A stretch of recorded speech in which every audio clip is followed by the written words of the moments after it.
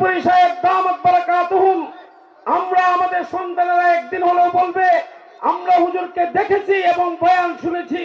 তিনি আলোচনা পেশ করবেন। অত্যন্ত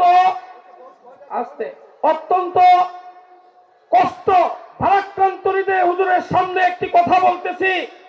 আল্লাহ তাআলার মেহেরবানি, আল্লামা আতহার আলী নওয়ারাল্লাহু মারকাদাহু, তার সঙ্গে পূর্বে যারা বিয়াদবি করেছে আল্লাহ তাআলা তাদের অবস্থা কি হয়েছে কিশোরগঞ্জবাসী দেখেছে।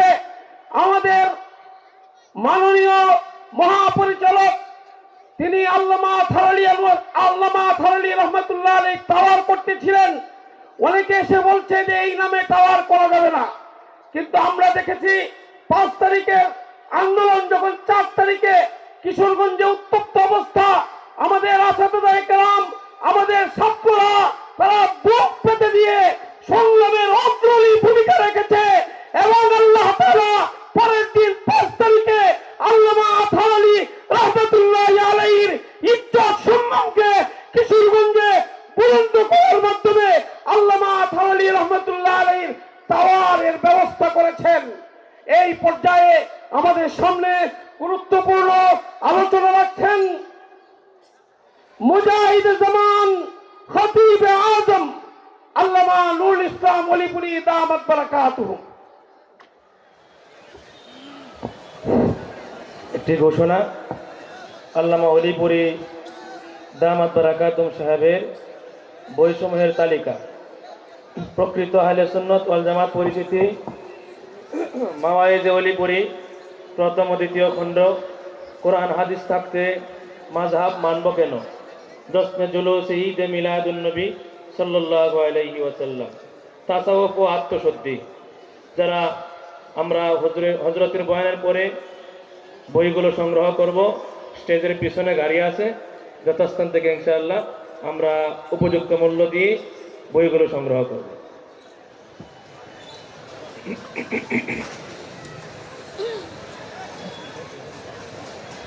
আলহামদুলিল্লাহি নাহমাদুহু ওয়া নাস্তাঈনুহু ওয়া নাস্তাগফিরুহু ওয়া নু'মিনু বিহি ওয়া নাতাওয়াক্কালু আলাইহি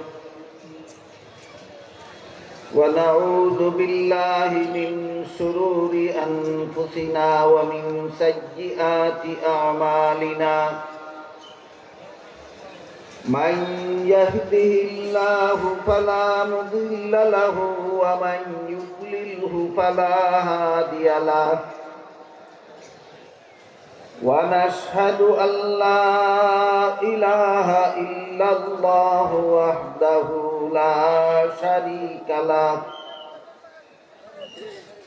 ونشهد أن سيدنا ونبينا ومولانا محمدا عبده ورسوله صلى الله تعالى عليه وعلى آله وأصحابه وبارك وسلم. أما بعد فأعوذ بالله من الشيطان الرجيم. بسم الله الرحمن الرحيم. وما آتاكم الرسول فخذوه وما نهاكم عنه فانتهوا. وقال رسول الله صلى الله عليه وسلم: كل أمتي يدخلون الجنة إلا من أبى. قيل ومن أبى؟ قال من أطاعني دخل الجنة ومن عصاني فقد أبى، أو كما قال عليه الصلاة والسلام. শ্রদ্ধেয় সভাপতি হযরত উলামায়ে কেরাম, সম্মানিত সুধী সমাজ, দূর দূরান্ত থেকে আগত সর্বস্তরের মুসলমান ভাইয়েরা আমার ও পর্দার আড়ালে বসা আমার মা ও বোনেরা, আমি আশা করি আপনারা জানেন যে আজকের এই মুবারক মহা সমাবেশের আয়োজন সিরাতুন নবীর নামে করা হয়েছে। অতীতে আমি একাধিকবার আপনাদেরকে এই সিরাতুন নবী সম্মেলনে বলেছি, আমাদের মহানবী মুহাম্মদুর রাসূলুল্লাহ সাল্লাল্লাহু আলাইহি ওয়াসাল্লামের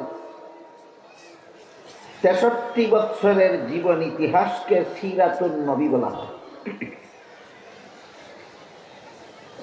এর একটা অংশ আছে উম্মতের জন্য অনুকরণীয়, অনুসরণীয়, আর একটা অংশ আছে উম্মতের জন্য অনুসরণীয় নয়, অনুকরণীয় নয়, বরং শুধুমাত্র রাসূলের বৈশিষ্ট্য। যেমন রাসূল করিম সাল্লাল্লাহু আলাইহি ওয়াসাল্লাম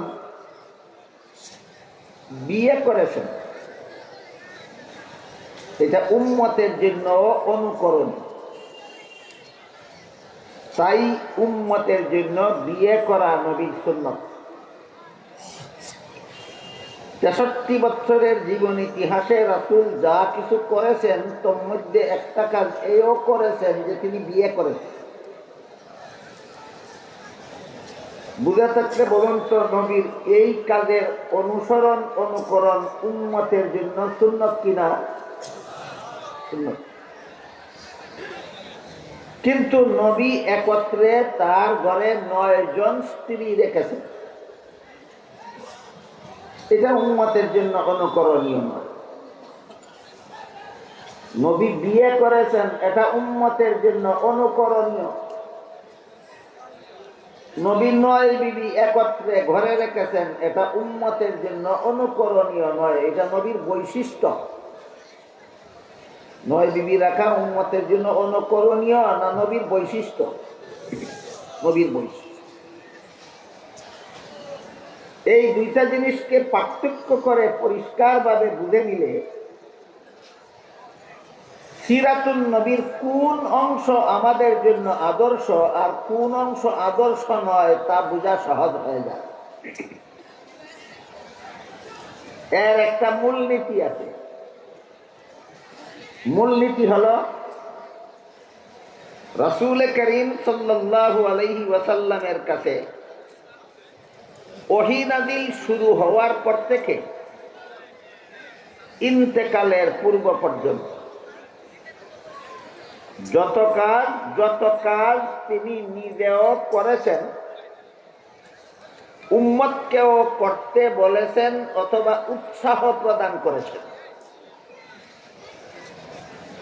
ওহী নাযিল শুরু হওয়ার পরবর্তী জিন্দেগিতে, সেই জিন্দেগিটা হইল 23 বছরে। সিরাতুন নবীর আলোচনায় অতীতে আমি আপনাদের বিস্তারিতভাবে বলেছি যে নবীর কাছে ওহী নাযিল শুরু হওয়ার পূর্ববর্তী জীবন ইতিহাস হলো 40 বছরের, আর ওহী নাযিল শুরু হওয়ার পরবর্তী জিন্দেগি হইল 23 বছর। আগের 40 বছরের জীবনীকে কাবলান নবুয়ত বলা হয়, আর পরের 23 বছরের জিন্দেগিকে বাদান নবুয়ত বলা হয়। এই বাদান নবুয়তের 23 বছরের জিন্দেগিতে রাসূল যত কাজ নিজেও করেছেন, উম্মতকেও করতে বলেছেন অথবা করার জন্য উৎসাহ প্রদান করেছেন, এই সমস্ত কাজের জন্য নবী আমাদের অনুকরণীয়, অনুসরণীয়। এবার বলুন, নবী এই শেষ 23 বছরের জীবন ইতিহাসের ভিতরেই একত্রে 9 বিবি ঘরে রেখেছেন, আমাদেরকেও রাখতে বলেছেন না রাখার উৎসাহ দিয়েছেন? না কোনোটাই না। তাহলে এই ব্যাপারে এই কাজের জন্য নবী আমাদের অনুসরণীয় নন, অনুকরণীয়। যে কাজ বাদান নবুয়তের 23 বছরের জিন্দেগিতে করেছেন, কিন্তু আমাদেরকে করতে বলেননি, উৎসাহ প্রদান করেননি, সেই সব কাজ নবীর, সেই সব কাজ উম্মতের জন্য অনুসরণীয় নয়, অনুকরণীয় নয়। বাদান নবুয়তের 23 বছরে নবী যত কাজ নিজেও করেছেন, উম্মতকেও হয়তো করতে বলেছেন, আর না হয় উৎসাহ প্রদান করেছেন। এই সমস্ত কাজের জন্য নবীদের অনুকরণ। এ ব্যাপারেই কোরআনে আল্লাহ বলেন, ওয়ামা আতাকুমুর রাসূলু ফাখুযুহু ওয়ামা নাহাকুম আনহু ফান্তাহু। রাসূল যা তোমাদের করতে বলেন তা করো, যার থেকে বারণ রাখেন তার থেকে বিরত থাকো। নবী নিজে শুধু করলেই আমার করতে হবে না, আমাকেও করার আদেশ করেছেন কিনা দেখতে হবে, অথবা আমাকেও করার উৎসাহ দিয়েছেন কিনা তা দেখতে হবে। এই মূলনীতির আলোকে, এই আদর্শ মতো মুহাম্মদুর রাসূলুল্লাহ সাল্লাল্লাহু আলাইহি ওয়াসাল্লাম গোটা উম্মতের জন্য অনুসরণীয়, অনুকরণীয় আদর্শ। এ ব্যাপারেই অন্য আয়াতে আল্লাহ বলেন, লাকাদ কানা লাকুম ফি রাসূলিল্লাহি উসওয়াতুন হাসানাহ। অবশ্যই আল্লাহর রাসূলের মধ্যে রয়েছে তোমাদের জন্য আদর্শ।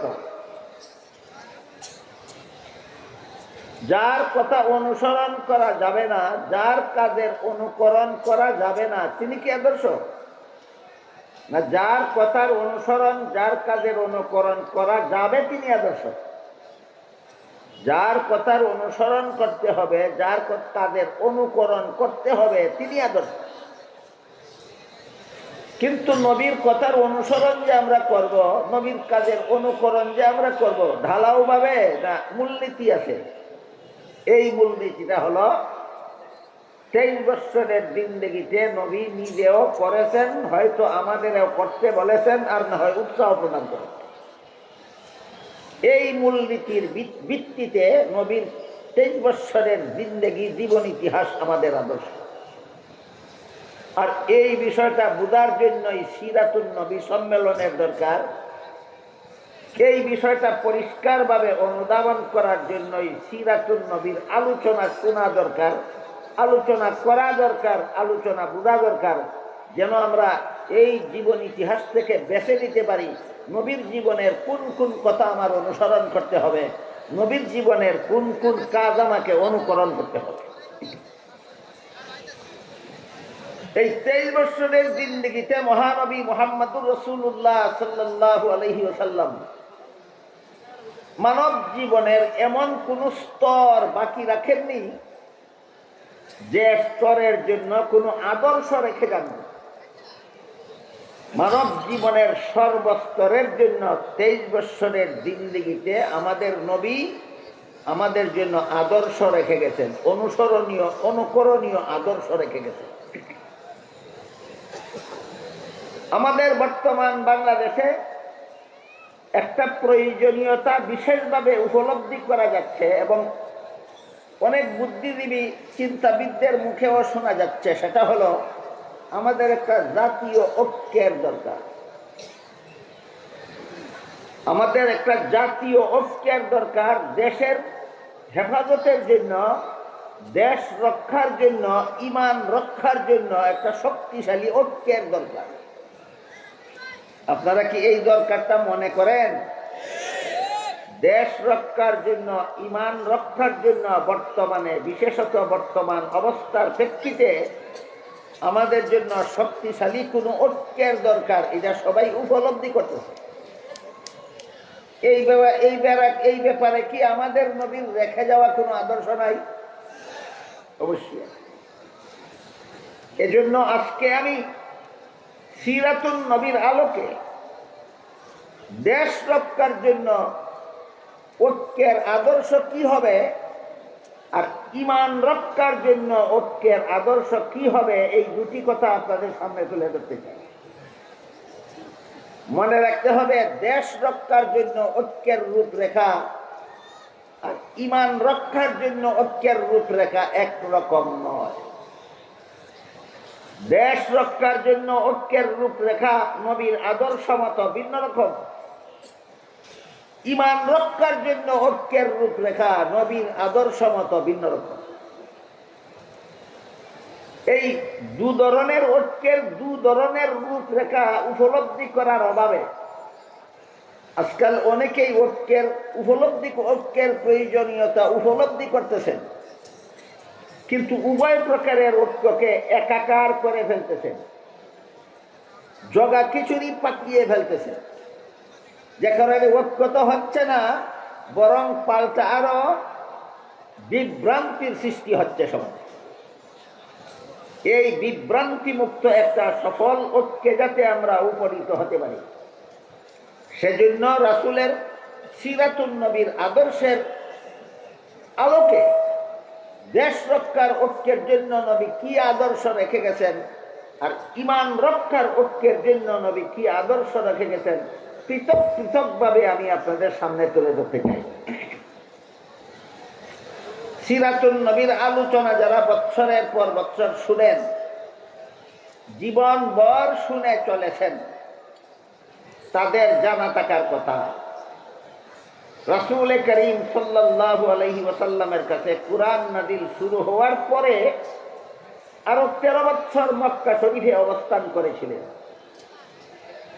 এই 13 বছরের জীবন ইতিহাসকে সিরাতুন নবীর ভাষায় রাসূলের মক্কি জিন্দেগি বলা হয়। ওহী নাযিল শুরু হওয়ার পরে যে আরো 13 বছর মক্কায় অবস্থান করেছিলেন, এই 13 বছরের জীবন ইতিহাসকে কি জিন্দেগি? মক্কি জিন্দেগি বলা। আগে গেল 40 আর পরের 13, 40 আর 13, 53 বছর বয়সে রাসূল করিম সাল্লাল্লাহু আলাইহি ওয়াসাল্লাম মক্কা শরীফ থেকে হিজরত করে মদিনা শরীফ গেলেন। সেখানে অবস্থান করেছিলেন আরো 10 বছর, এই জীবনের শেষ 10 বছর। সুতরাং মদিনা শরীফ হিজরত করে মদিনা শরীফ চলে যাওয়ার পর আরো যে 10টি বছর সেখানে অবস্থান করেছিলেন, সেই 10 বছরের অবস্থানকালীন জীবন ইতিহাসকে সিরাতুন নবীর ভাষায় মাদানী জিন্দেগি বলা হয়। 13 বছরের মক্কি জিন্দেগি আর 10 বছরের মাদানী জিন্দেগি। 13 বছরের মক্কি জিন্দেগি আর 10 বছরের মাদানী জিন্দেগি।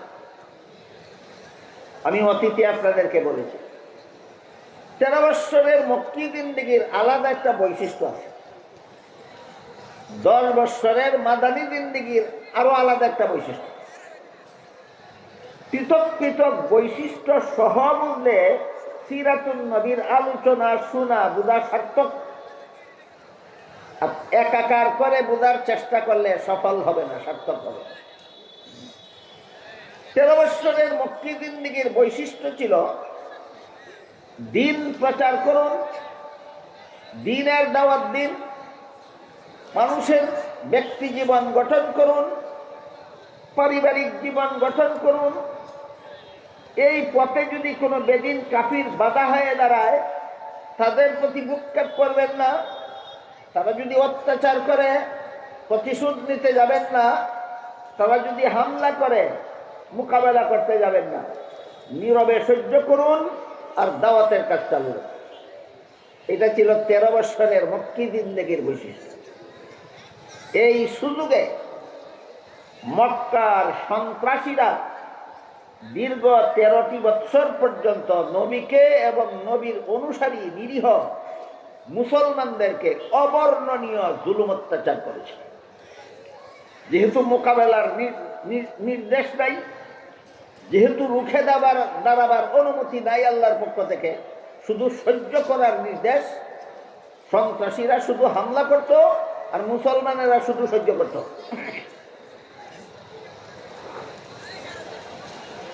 এমত অবস্থায় যখন 13টি বছর চলে গেল, আল্লাহ পাক রব্বুল আলামিন হুকুম দিলেন মক্কা শরীফ ছেড়ে, জন্মস্থান ছেড়ে দেশান্তর হয়ে মদিনা শরীফ চলে যান। এটাকেই ইসলামের পরিভাষায়, সিরাতুন নবীর ভাষায় হিজরত বলা হয়। আপনি মক্কা শরীফ থেকে হিজরত করে সঙ্গী সাথী অনুসারী মুসলমানদেরকে নিয়ে মদিনা শরীফ চলে যান। আল্লাহর হুকুমে 53 বছর বয়সে রাসূল করিম সাল্লাল্লাহু আলাইহি ওয়াসাল্লাম মক্কার অনুসারী মুসলমানদেরকে নিয়ে হিজরত করে মদিনা শরীফ চলে গেলেন। সেখানে যাওয়ার পরে রাসূল একটা ইসলামী রাষ্ট্র প্রতিষ্ঠা করলেন। এটা না বুঝলে দেশ রক্ষার ঐক্যের ব্যাপারে রাসূলের আদর্শ বোঝার কল্পনাও করা যাবে না। হিজরত করে মদিনা শরীফ গিয়ে রাসূল একটা রাষ্ট্র প্রতিষ্ঠা করেছিলেন, এটা আগে বুঝে নিতে হবে। এটা না বুঝলে কিয়ামত পর্যন্ত মুসলমানদের কোন দেশ রক্ষার ঐক্য কোন ম্যানিফেস্টোতে হবে, কোন রূপরেখা মতে হবে, সেটা বোঝার কল্পনাও করা যাবে না। তাই আগে বুঝে নিতে হবে হিজরতের পর 10 বছরের মাদানী জিন্দেগিতে আল্লাহর রাসূল একটা রাষ্ট্র প্রতিষ্ঠা করেছিলেন। সেই রাষ্ট্রের সংবিধানটা আগে বুঝে নিতে হবে। আমার কথা বুঝে থাকলে বলুন, রাসূল একটা রাষ্ট্র প্রতিষ্ঠা করেছিলেন মক্কি জিন্দেগিতে না মদনী জিন্দেগিতে? মাদানী জিন্দেগিতে রাষ্ট্র প্রতিষ্ঠা করে দিয়েছে এবং সেই রাষ্ট্রের পরিচালনার জন্য আল্লাহর রাসূল একটা লিখিত সংবিধানও তৈরি করেছে। কোন ইতিহাসে পাওয়া যায় একমাত্র মুহাম্মদুর রাসূলুল্লাহ সাল্লাল্লাহু আলাইহি ওয়াসাল্লাম সর্বপ্রথম ব্যক্তি পৃথিবীর ইতিহাসে যিনি রাষ্ট্র পরিচালনার জন্য একটা লিখিত সংবিধান তৈরি করেছিলেন। তার আগে দুনিয়ার বিভিন্ন দেশের রাজা বাদশারা যে দেশ শাসন করত, তাদের সুনির্দিষ্ট কোনো লিখিত সংবিধান ছিল না। প্রথাগত কতগুলি মূল নীতি, প্রথাগত মুখস্থ করা কতগুলি নীতিমালার ভিত্তিতে তারা দেশ শাসন করত। একমাত্র ব্যক্তি মুহাম্মদুর রাসূলুল্লাহ সাল্লাল্লাহু আলাইহি ওয়াসাল্লাম হিজরত করে মদিনা শরীফ যাওয়ার পর একটা রাষ্ট্র প্রতিষ্ঠা করলেন। সেই রাষ্ট্রকে পরিচালনার জন্য একটা পরিপূর্ণ সংবিধান তৈরি করলেন। ইতিহাসের ভাষায় সেই সংবিধানটার নাম ছিল মদিনা সনদ। নামটা মনে রাখেন। রাসূল মদিনায় গিয়ে রাষ্ট্র প্রতিষ্ঠা করার পর রাষ্ট্রটা পরিচালনা করার জন্য একটা সংবিধান তৈরি করেছিলেন। ইতিহাসের ভাষায় সংবিধানটার নাম ছিল মদিনা সনদ। এই সংবিধান তৈরির মাধ্যমে রাসূল উম্মতের রাষ্ট্র পরিচালনার একটা মূলনীতি শিক্ষা দিলেন। সেটা হলো রাষ্ট্রের নাগরিকরা যদি এই রাষ্ট্রে সুখে শান্তিতে বসবাস করতে চায়, নিয়ম শৃঙ্খলা বজায় রেখে যদি জীবনযাপন করতে চায়, তাহলে এর জন্য কিছু নীতিমালা লিখিতভাবে থাকতে হবে, যাকে আমাদের বর্তমান পরিভাষায় আইন শৃঙ্খলা বলা হয়। এইভাবে দেশের সমস্ত জনগণকে সরকারি আইন শৃঙ্খলা মেনে চলতে হবে। দেশকে সুশাসন করতে হলে, দেশকে শান্তিপূর্ণভাবে শাসন করতে হলে আইন শৃঙ্খলার ব্যবস্থা দেশের মধ্যে চালু করতে হবে। এই সংবিধান তৈরির মাধ্যমে রাসূল উম্মতকে এই রাষ্ট্রের এই আদর্শ শিক্ষা দিলেন। বুঝে থাকলে বলুন, আইন শৃঙ্খলা ছাড়া দেশ শান্তিতে চলবে না অশান্তিতে পড়বে? এই জন্য সংবিধান লাগবে। আইন শৃঙ্খলা ঠিক রাখতে হবে।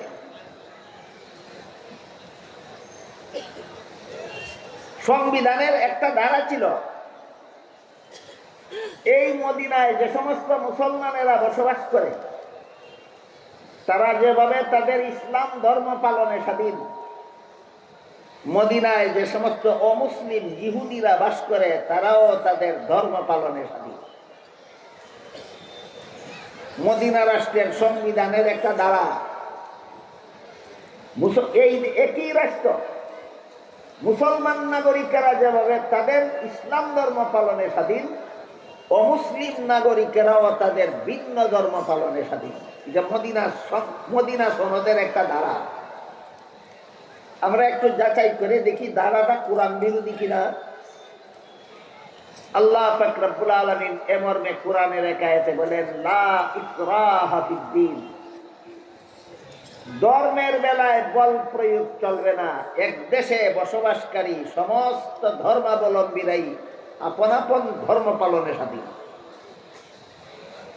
কোরআন কি বলল আর মদিনা সনদে কি লেখা হইল উল্টা পাল্টা? একই কথা, একই কথা। কোরআনে আল্লাহ যেভাবে বলে দিয়েছেন সমস্ত একই দেশে বসবাসকারী সমস্ত ধর্মাবলম্বীরা আপন আপন ধর্ম পালনে স্বাধীন, ঠিক তেমনি ভাবে মদিনা সনদেও আল্লাহ রসুল, সংবিধানেও আল্লাহ রসুল এই ধারা সংযুক্ত করে দিলেন, এই দেশের সমস্ত নাগরিকেরা আপন আপন ধর্ম পালনে স্বাধীন। কাজেই রাসূলের সংবিধানে ধর্মীয় স্বাধীনতা স্বীকৃত হল। রাসূলের সংবিধানে কি স্বাধীনতা স্বীকৃত হল? ধর্মীয় স্বাধীনতা স্বীকৃত হল। একই দেশে বসবাসকারী সমস্ত ধর্মাবলম্বীরাই আপন আপন ধর্ম পালনে স্বাধীন। এখানে একটা প্রশ্ন জাগতে পারে, সেটা হলো রাসূল মদিনা সনদেও সকল ধর্মাবলম্বীদের ধর্ম পালনের স্বাধীনতা দিলেন, আল্লাহ কোরআনেও একই দেশে বসবাসকারী সকল ধর্মাবলম্বীদের আপন আপন ধর্ম পালনের স্বাধীনতা দিলেন, তাহলে কি সকল ধর্মই আল্লাহর কাছে গ্রহণযোগ্য? এই হলো প্রশ্ন। আমি অতীতে একাধিকবার আপনাদেরকে এই প্রশ্নের জবাব দিয়েছি, কিন্তু তারপরও দেখা যায় অনেকে কোরআন হাদিসের সুস্পষ্ট সমাধান জানার পর, বুঝার পরও ব্যতিক্রম করে, লঙ্ঘন করে। কি ভুলে যায় নাকি জেনে শুনে লঙ্ঘন করে, আল্লাহই ভালো জানেন। কাজে আপনারা যেন ভুলে না যান এবং লঙ্ঘন করার অপচেষ্টাও না চালান, সেজন্য আজকে আবারও এই প্রশ্নের জবাব দিচ্ছি যে সব ধর্মই কি আল্লাহর কাছে গ্রহণযোগ্য? তা না হলে আল্লাহ সব ধর্ম পালনের স্বাধীনতা দিলেন কেন?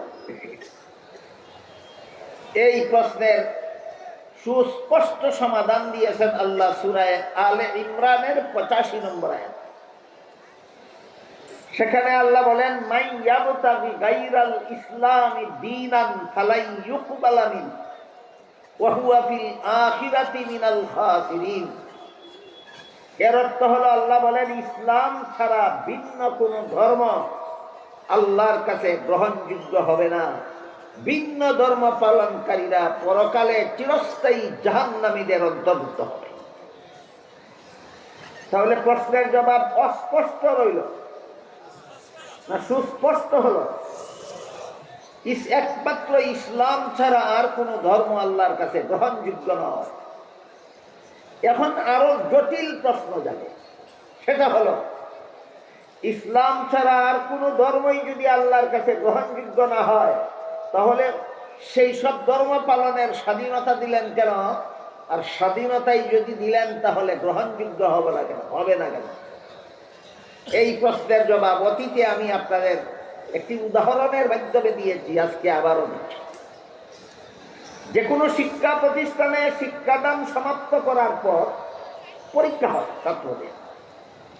যে আজিমউদ্দিন হাই স্কুল মাঠ কিনা, আজিমউদ্দিন হাই স্কুল মাঠের পাশ দিয়ে যে রাস্তা শহরে ঢুকেছে, এই রাস্তা দিয়ে আমি একাধারে 3 বছর জামিয়া মিলাদিয়ায় আসা যাওয়া করেছি লেখাপড়া করার সময়। তখন থেকে আমি জানি যে আজিমউদ্দিন হাই স্কুল মাঠ, এই আজিমউদ্দিন হাই স্কুলে যত ক্লাসে যত ছাত্ররা পড়ে তাদের কমপক্ষে বৎসরাংশে কোনো পরীক্ষা হয় কিনা? পরীক্ষার্থী ছাত্ররা যখন পরীক্ষার প্রশ্নপত্র হাতে নিয়ে বসে, সমস্ত পরীক্ষার্থীরাই কি প্রশ্নের সঠিক জবাব লেখে না অনেকে ভুলও লেখে? ভুল লেখার দ্বারা পাশ করার সম্ভাবনা আছে না নিশ্চিত ফেল? তাহলে পরীক্ষক এবং শিক্ষকরা ভুল লিখতে বাধা দেয় না কেন?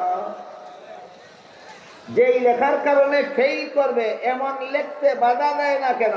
আর বাধাই যদি দিল না তাহলে ফেল করবে কেন? এই প্রশ্নের যেই জবাব, ইসলাম ছাড়া অন্য ধর্ম পালনকারী যদি জাহান্নামেই যাবে, তাইলে আমরা তাদেরকে বাধা দেব না কেন? আর বাধাই যদি দেব না তাহলে গ্রহণযোগ্য হবে না কেন? এই প্রশ্নেরও সেই জবাব। উভয় প্রশ্নের কি জবাব? জবটা হইল নিয়ম রক্ষার জন্য, গ্রহণযোগ্যতার কারণে নয়। পরীক্ষার্থী ছাত্র প্রশ্নের জবাব ভুল লিখলে বাধা দেওয়া যাবে না, গ্রহণযোগ্যতার কারণে নয়, নিয়ম রক্ষার জন্য। বাধা দিলে এটা পরীক্ষাই থাকে না। আপনারাই বলুন, পরীক্ষার্থী ছাত্র প্রশ্নের জবাব ভুল লিখলে যদি কেউ বাধা দেয়, এটা পরীক্ষা থাকে? ওটা পরীক্ষাই থাকে না। সুতরাং এটা পরীক্ষার নিয়ম, বাধা দেওয়া যাবে না ভুল লেখলেও। ঠিক তেমনি ভাবে এইটা দুনিয়ার নিয়ম, ভ্রান্ত ধর্ম পালন করলেও বাধা দেওয়া যাবে না। গ্রহণযোগ্যতার কারণে না নিয়ম রক্ষার জন্য। এই সুযোগে যদি কোনো পরীক্ষার্থী ছাত্র ইচ্ছা মতো প্রশ্নের জবাব ভুল লেখে, তাহলে যেভাবে তার কপালে গুড়ার ডিম ছাড়া আর কিছু নাই, ঠিক তেমনি ভাবে এই সুযোগে যদি দুনিয়াতে কেউ ইসলাম ছাড়া আর কোনো ধর্ম পালন করে, তার কপালে ও গুড়ার ডিম ছাড়া আর কিছু নাই। গুড়ার ডিম নয়, জাহান্নাম ছাড়া আর কিছু নাই। অথচ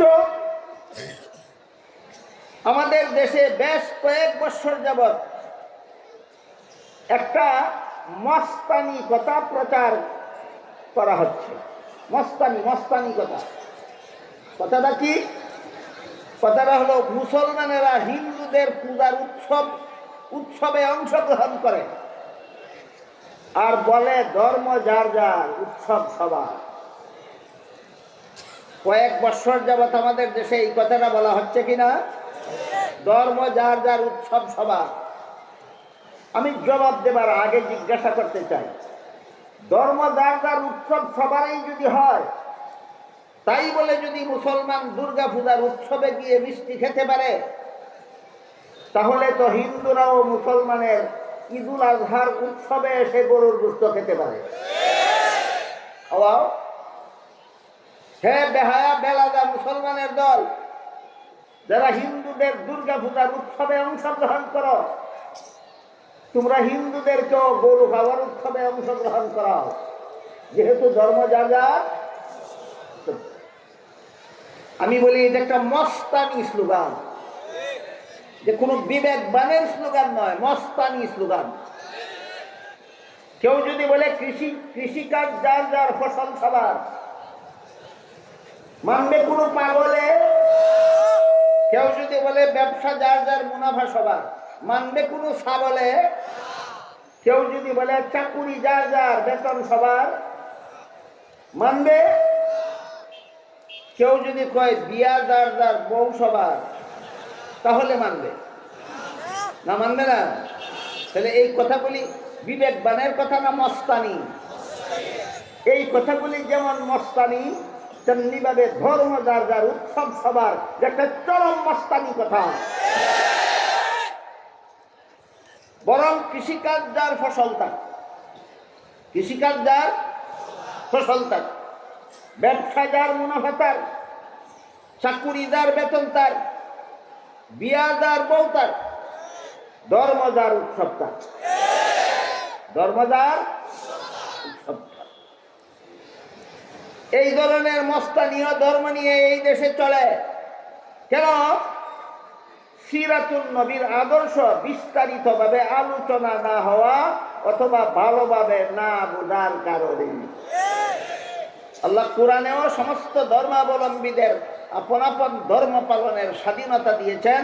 সিরাতুন নবীর আলোচনায় দেখা গেল রাসূলও ঐতিহাসিক মদিনা সনদ, রাসূলের প্রতিষ্ঠিত দেশের সংবিধানেও সমস্ত ধর্মাবলম্বীদের আপন আপন ধর্ম পালনের স্বাধীনতা দিয়েছেন।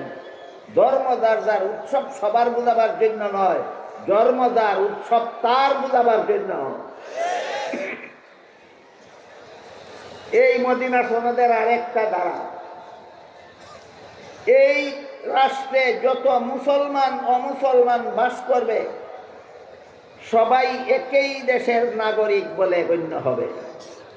রাসূলের প্রতিষ্ঠিত রাষ্ট্রে মুসলমান অমুসলমান নির্বিশেষে যত মানুষ বাস করবে, সকলেই একই দেশের নাগরিক গণ্য হবে, একই দেশের নাগরিক গণ্য হবে। মুসলমানেরাও রাসূলের প্রতিষ্ঠিত দেশের নাগরিক, ইহুদিরাও রাসূলের প্রতিষ্ঠিত দেশের নাগরিক। বলেন, সমস্ত ধর্মাবলম্বীরা কত দেশের নাগরিক? একই দেশের নাগরিক। এটাও মদিনা সনদের একটা উপধারা। এরপরে সেই মদিনা সনদে আরো উল্লেখ ছিল, যেহেতু আমরা মুসলমান অমুসলমান নির্বিশেষে সকলেই একই দেশের নাগরিক, কাজেই বাইরের কোনো শত্রু যদি এই দেশের কোনো মুসলমানের উপর হামলা করে, একই দেশের নাগরিক হওয়ার কারণে ইহুদিদেরকেও মুসলমানের পক্ষ হয়ে বাইরের শত্রুদের বিরুদ্ধে লড়াই করতে হবে। আর বাইরের কোনো শত্রু যদি এই দেশের ইহুদি নাগরিকের উপর হামলা করে, তাহলে একই দেশের নাগরিক হওয়ার কারণে মুসলমানেরাও ইহুদিদের পক্ষ হয়ে বাইরের শত্রুর মোকাবেলা করতে হবে। রাসূলের মদিনা সনদে আমাদের বর্তমান বাংলাদেশের ঐক্যের রূপরেখা পাওয়া যায় কিনা? এটা ইমান রক্ষার জন্য ঐক্যের রূপরেখা নয়, এটা দেশ রক্ষার জন্য ঐক্যের রূপরেখা। রাসূলের সেই মদিনা সনদের আদর্শ মতো বাংলাদেশের জাতীয় ঐক্য কিভাবে হতে হবে এবার শুনুন। বাংলাদেশের দেশটাকে শান্তিপূর্ণভাবে শাসন করার জন্য শান্তির আইন প্রণয়ন করতে হবে। কিসের আইন? শান্তির আইন প্রণয়ন করতে হবে। মদিনা সনদের আইনগুলি ছিল অশান্তি না শান্তি? ওইটারে যদি আদর্শ মানি, তাহলে বাংলাদেশটাকে একটা শান্তির দেশ বানাতে হলে আইন প্রণয়ন করতে হবে অশান্তি না শান্তি? শান্তির আইন আর অশান্তির আইন আমি আপনাদেরকে বোঝাই কি হবে। ছোট্ট একটা উদাহরণ দিচ্ছি শুনুন। ধরুন কোন একটা ঘাতক আদালতের বিচারকের বাবাকে হত্যা করল। হত্যাকারীকে ঘাতক খুনি একটা খুনি আদালতের বিচারক যিনি তার বাপ রে হত্যা করছে অন্যায়ভাবে। এখন শান্তির আইন বলে হত্যাকারীর প্রাণদণ্ড। শান্তির আইনে কি কয়? হত্যাকারীর প্রাণদণ্ড। কেন? আল্লাহ কোরআনে বলেন ওয়ালাকুম ফিল কিসাসি হায়াতুন ইয়া উলিল আলবাব। হত্যাকারীকে প্রাণদণ্ড দেওয়াটাই হলো দেশের খুনাখুনি, দেশের জনগণকে খুনাখুনির হাত থেকে রক্ষা করার একমাত্র ব্যবস্থা। খুনিরে হত্যা করো, সরকারেরা খুনিরে হত্যা করো যদি দেশের খুন খারাপি বন্ধ করতে চাও। এটা শান্তির একটা আইন। শান্তির একটা আইন। খুনিরে মাফ করে দেওয়া শান্তির আইন না খুনিকে হত্যা করা শান্তির আইন? এর এইটা বোঝাবার জন্য আরেকটা উদাহরণ দিচ্ছি। ধরেন একটা কথার কথা, আপনার আঙ্গুলে ক্যান্সার হইল। আমি দোয়া করি আপনাদের কারো শরীরে কোনোদিন যেন ক্যান্সার না হয়, বুঝাবার জন্য বলছি। ধরুন আপনার আঙ্গুলে ক্যান্সার হইল, চিকিৎসার জন্য গেলেন, ডাক্তার পরীক্ষা নিরীক্ষা করে বললেন এই আঙ্গুলটা কেটে ফেলে দিতে হবে, এছাড়া আপনার দেহকে ক্যান্সারের আক্রমণ থেকে রক্ষা করার আর কোনো ব্যবস্থা নেই। এমন অবস্থায় আপনার আঙ্গুলটা আদর করে রেখে দেওয়াই শান্তির ব্যবস্থা না কেটে ফেলে দেওয়াই শান্তির ব্যবস্থা? যেভাবে ক্যান্সারে আক্রান্ত আঙ্গুলটা কেটে ফেলে দেওয়াই শান্তির একমাত্র ব্যবস্থা, ঠিক তেমনি ভাবে আল্লাহ বলেন খুনিদেরকে হত্যা করাই দেশের খুন খারাপি বন্ধ করার একমাত্র ব্যবস্থা।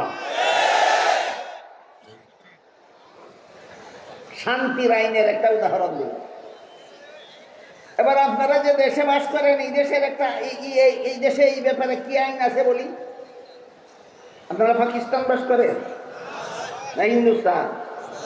বাংলাদেশ শোনেন, আপনাদের বাংলাদেশে এই ব্যাপারে কি আইন আছে?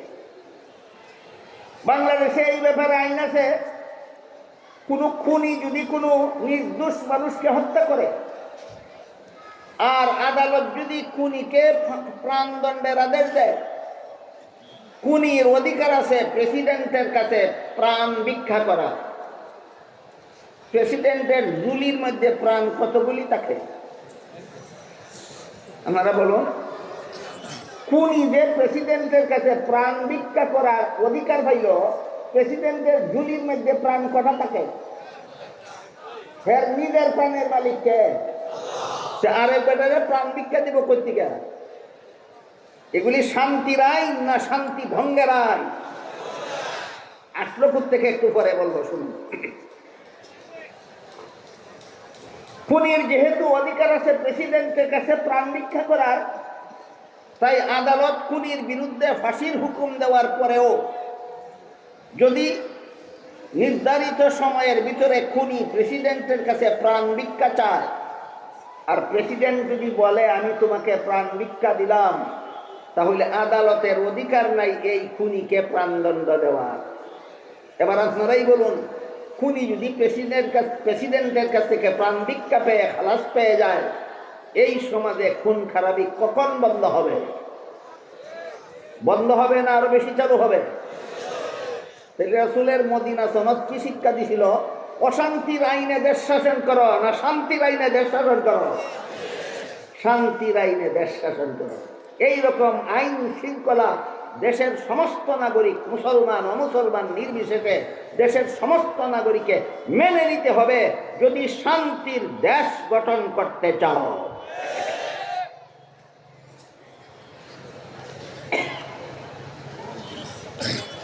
বাংলাদেশে এই আইনটা আসলো কোথেকে? এটা বাংলাদেশের কোন সরকারের রচিত আইন নয়।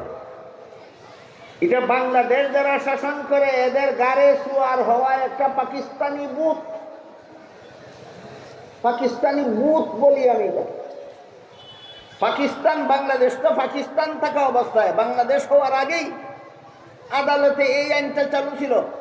খুনি যদি প্রেসিডেন্টের কাছে প্রাণ ভিক্ষা চায়, আর প্রেসিডেন্ট যদি খুনিকে প্রাণ ভিক্ষা দেওয়ার ঘোষণা দিয়ে দেয়, তাহলে খুনিকে আর ফাঁসি দেওয়া যাবে না।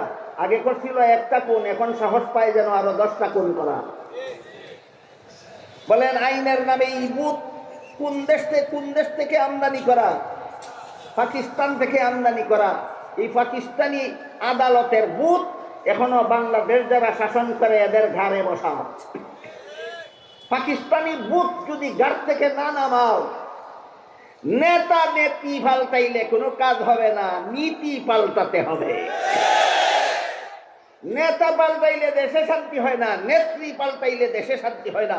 অশান্তির আইন পাল্টাইয়া শান্তির আইন প্রতিষ্ঠা করতে হবে, দেশের মানুষকে শান্তিতে বসবাস করার সুযোগ সুবিধা দেওয়া। কারণ বাংলাদেশের মানুষ বেশি ভাগল নীতি পাল্টানি না নেত্রী পাল্টানি। বাংলাদেশের মানুষ এখন বেশি ভাগল নীতি পাল্টানির জন্য না নেত্রী পাল্টানির জন্য। একজন নেত্রী সরাইছে আর একজন নেত্রী বসাইব। একজন নেত্রী সরাইছে আর একজন নেত্রী বসাইব। যে নেত্রীকে বসাইবে সেই নেত্রী অতীতে কোনোদিন এই গদিতে বসেনি। তখন এই নেত্রী যখন দেশে বসা ছিল তখন দেশে শান্তি ছিল? তাহলে আবার এই নেত্রী বসে যাচ্ছি শান্তির নামে কোন গোড়ার ডিমটা পাইবা তোমরা?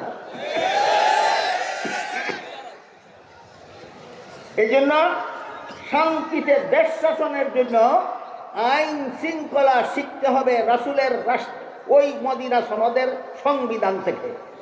কোথার থেকে? রাসূলের সংবিধান থেকে। দেশে শান্তি প্রতিষ্ঠার আদর্শ শিখতে হবে, সংবিধানের আইন শৃঙ্খলা নির্ধারণ করার আদর্শ শিখতে হবে রাসূলের ঐতিহাসিক মদিনা সনদ থেকে।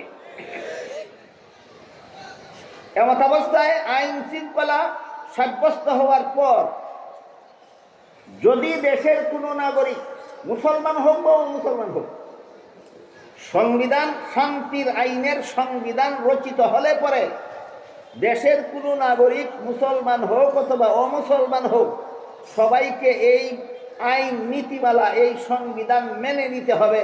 কোন নাগরিক যদি এই শান্তির আইন ভঙ্গ করে অথবা অমান্য করে, সাথে সাথে তাকে আদালতে হাজির করে আইনের আওতায় এনে শাস্তির ব্যবস্থা করতে হবে। এটা হইল দেশ রক্ষার জন্য ঐক্যের রূপরেখা। দেশ রক্ষার জন্য ঐক্যের রূপরেখা। রাসূলের মদিনা সনদের 2-1টা ধারা এর আলোকে যদি আপনারা বুঝে থাকেন কথাগুলি, তাহলে বলুন এটা ঈমান রক্ষার জন্য ঐক্যের রূপরেখা না দেশ রক্ষার জন্য ঐক্যের রূপরেখা? এটা দেশ রক্ষার জন্য ঐক্যের রূপরেখা। এই ঐক্য শুধু মুসলমানে মুসলমানে হয় না, এই ঐক্য দেশের সমস্ত নাগরিকের মাধ্যমে এই ঐক্য হয়। চাই তুমি মুসলমান হও, চাই তুমি অমুসলমান হও, আমরা সবাই এক দেশের নাগরিক হিসাবে আমরা ঐক্যবদ্ধ। আমরা সবাই শান্তির আইন শৃঙ্খলা মেনে নেব। আমাদের কেউ আইন শৃঙ্খলা লঙ্ঘন করলে আদালতে বিচারের মুখোমুখি হতে বাধ্য থাকবো। আমাদের কেউ উশৃঙ্খল হলে আর সরকার তার বিচার করবে, বিচার মেনে নিতে বাধ্য থাকবো। আমাদের কোনো মুসলমানের উপর অথবা কোনো অমুসলমানের উপর বাইরের শত্রুর চক্রান্ত হইলে, বাইরের শত্রুর কোনো দেশ নষ্ট করার, দেশে বিশৃঙ্খলা সৃষ্টি করার, দেশের অর্থনীতি পঙ্গু করে দেওয়ার, দেশকে ধ্বংসের মুখে ঠেলে দেওয়ার মতো কোনো চক্রান্ত যদি দেশের বাইরের কোনো শত্রু করে, তাইলে দেশের মুসলমান অমুসলমান ঐক্যবদ্ধভাবে বাইরের শত্রুর মোকাবেলা করব। এই হইল দেশ রক্ষার জন্য ঐক্যের রূপরেখা, যা ঐতিহাসিক মদিনা সনদ থেকে আমরা গ্রহণ করতে পারি। এই যে হইল মুহাম্মদুর রাসূলুল্লাহর আদর্শ। এবার বলুন, বাংলাদেশটাকে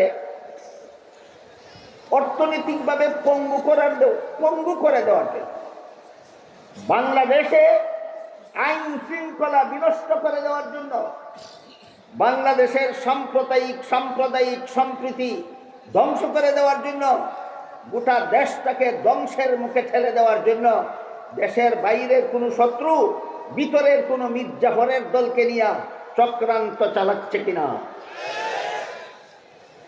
যারা বর্তমান দেশ সম্পর্কে কিছু না কিছু ওয়াকেফাল, বর্তমান বাংলাদেশ সম্পর্কে যারা কিছু না কিছু জানেন, কিছু না কিছু বুঝেন, তারা বলুন, বর্তমানে বাংলাদেশের আইন শৃঙ্খলা বিনষ্ট করে দেওয়ার জন্য, সাম্প্রদায়িক সম্প্রীতি বিনষ্ট করে দেওয়ার জন্য, বাংলাদেশের অর্থনীতি পঙ্গু করে দেওয়ার জন্য, বাংলাদেশটাকে ধ্বংসের মুখে ঠেলে দেওয়ার জন্য বাইরের কোনো শত্রু ভিতরের কোনো দালালদেরকে নিয়ে চক্রান্ত চালাচ্ছে কিনা?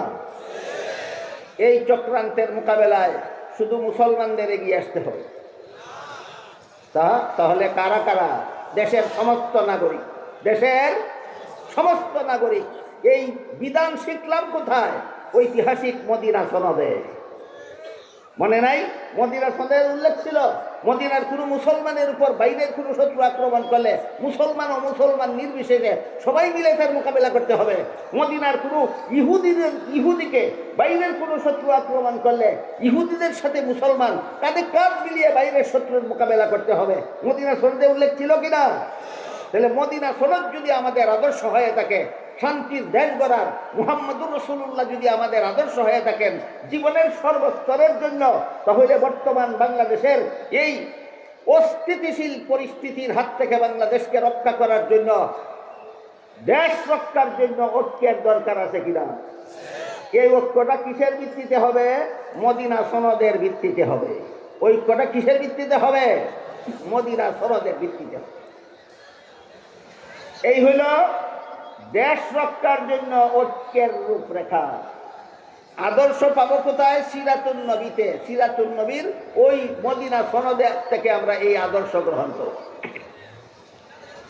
আর একটা ঐক্য হলো ঈমান রক্ষার ঐক্য। আর একটা ঐক্য কি? ঈমান রক্ষার ঐক্য। ঈমান রক্ষার ঐক্যের ধারা ভিন্ন রকম, ঈমান রক্ষার ঐক্যের মূলনীতি ভিন্ন রকম।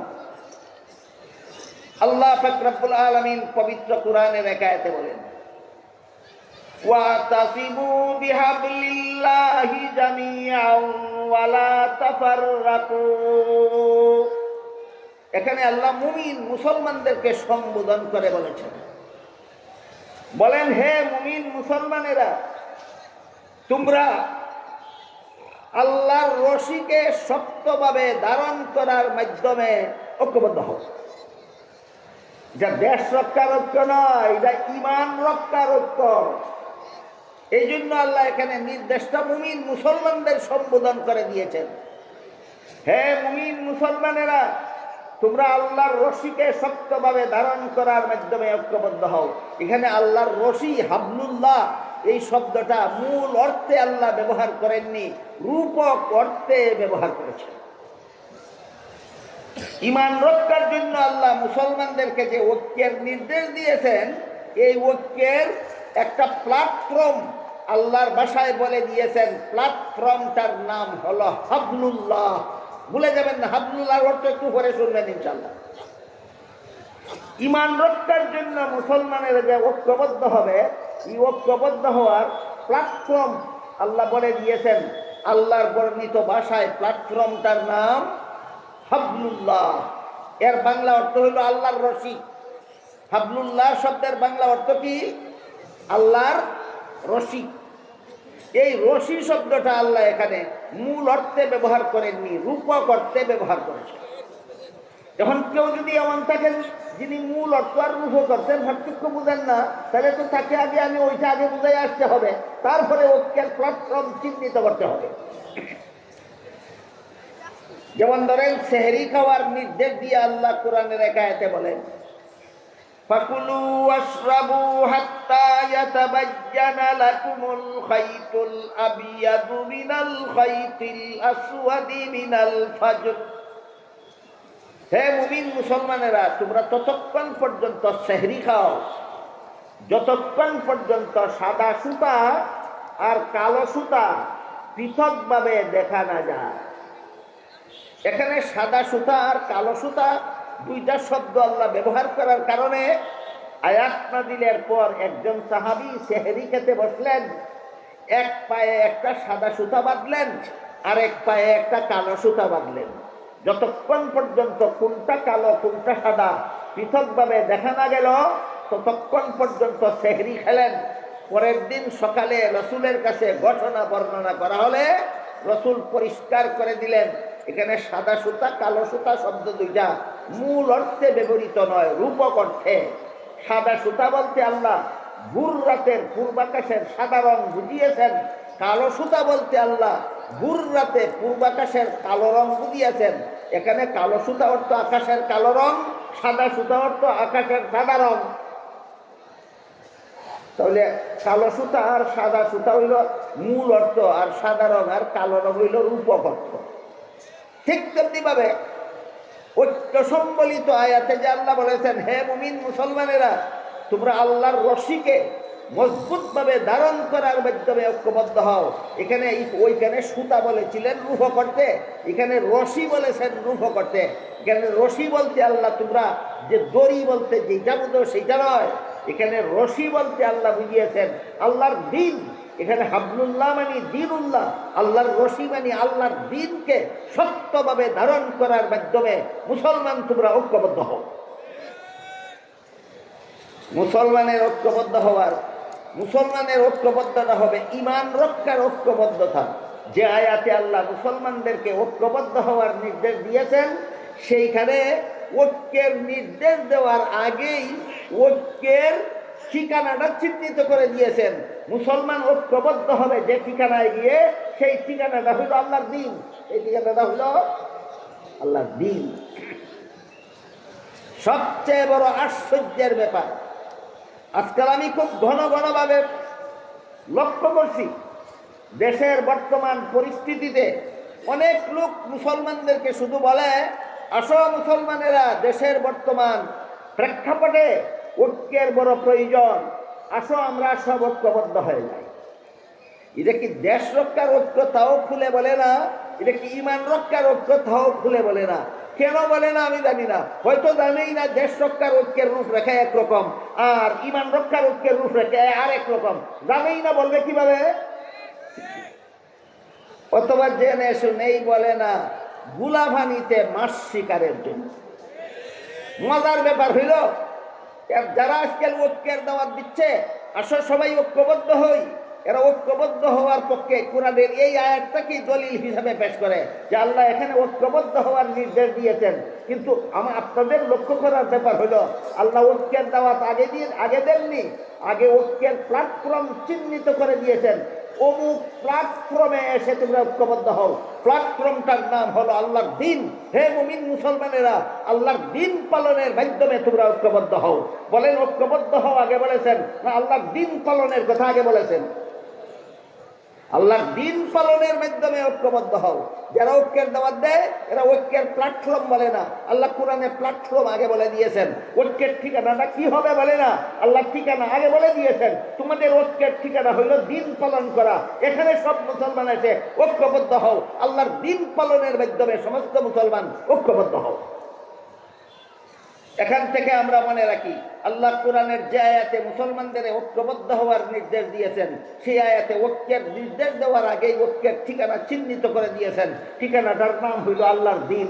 ঠিকানাটার নাম আল্লাহর দিন। এখন বোঝার দরকার আল্লাহর দিন বলতে আমি কি বলি। আল্লাহর দিন কথাটা তো, দিন শব্দটা তো আল্লাহ কোরআনের বিভিন্ন আয়াতে বিভিন্ন অর্থে ব্যবহার করেছে। দিন শব্দকে আল্লাহ কোরআনের সবগুলি আয়াতে একই অর্থে ব্যবহার করেননি, বিভিন্ন আয়াতে বিভিন্ন অর্থে ব্যবহার করেছেন। যেমন ধরুন সূরাতুল ফাতিহার 3 নম্বর আয়াতে আল্লাহ বলেছেন মালিকি ইয়াউমিদ্দিন। এখানে দিন শব্দকে কর্মফল অর্থে ব্যবহার করেছেন।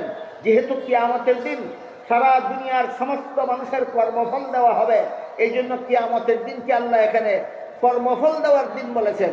সুতরাং মালিকি ইয়াউমিদ্দিন আয়াতে দিন শব্দকে আল্লাহ কর্মফল অর্থে ব্যবহার করেছেন। কিন্তু সূরাতুল বাকারার 256 নম্বর আয়াতে আল্লাহ বলেছেন লা ইকরাহা ফিদ্দিন। একটু আগে আমি বলেছি এখানে দিন শব্দের অর্থ কর্মফল নয়, এখানে দিন শব্দকে আল্লাহ ধর্ম অর্থে ব্যবহার করেছেন। লা ইকরাহা ফিদ্দিনের অর্থ হলো তোমরা ধর্মের বেলায় বল প্রয়োগ চলবে না, সমস্ত ধর্মাবলম্বীরাই আপন আপন ধর্ম পালনে সামিল।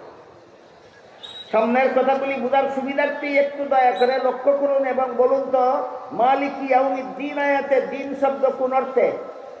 কর্মফল অর্থে। লা ইকরাহা ফিদ্দিন আয়াতে দিন শব্দ কোন অর্থে? ধর্ম অর্থে।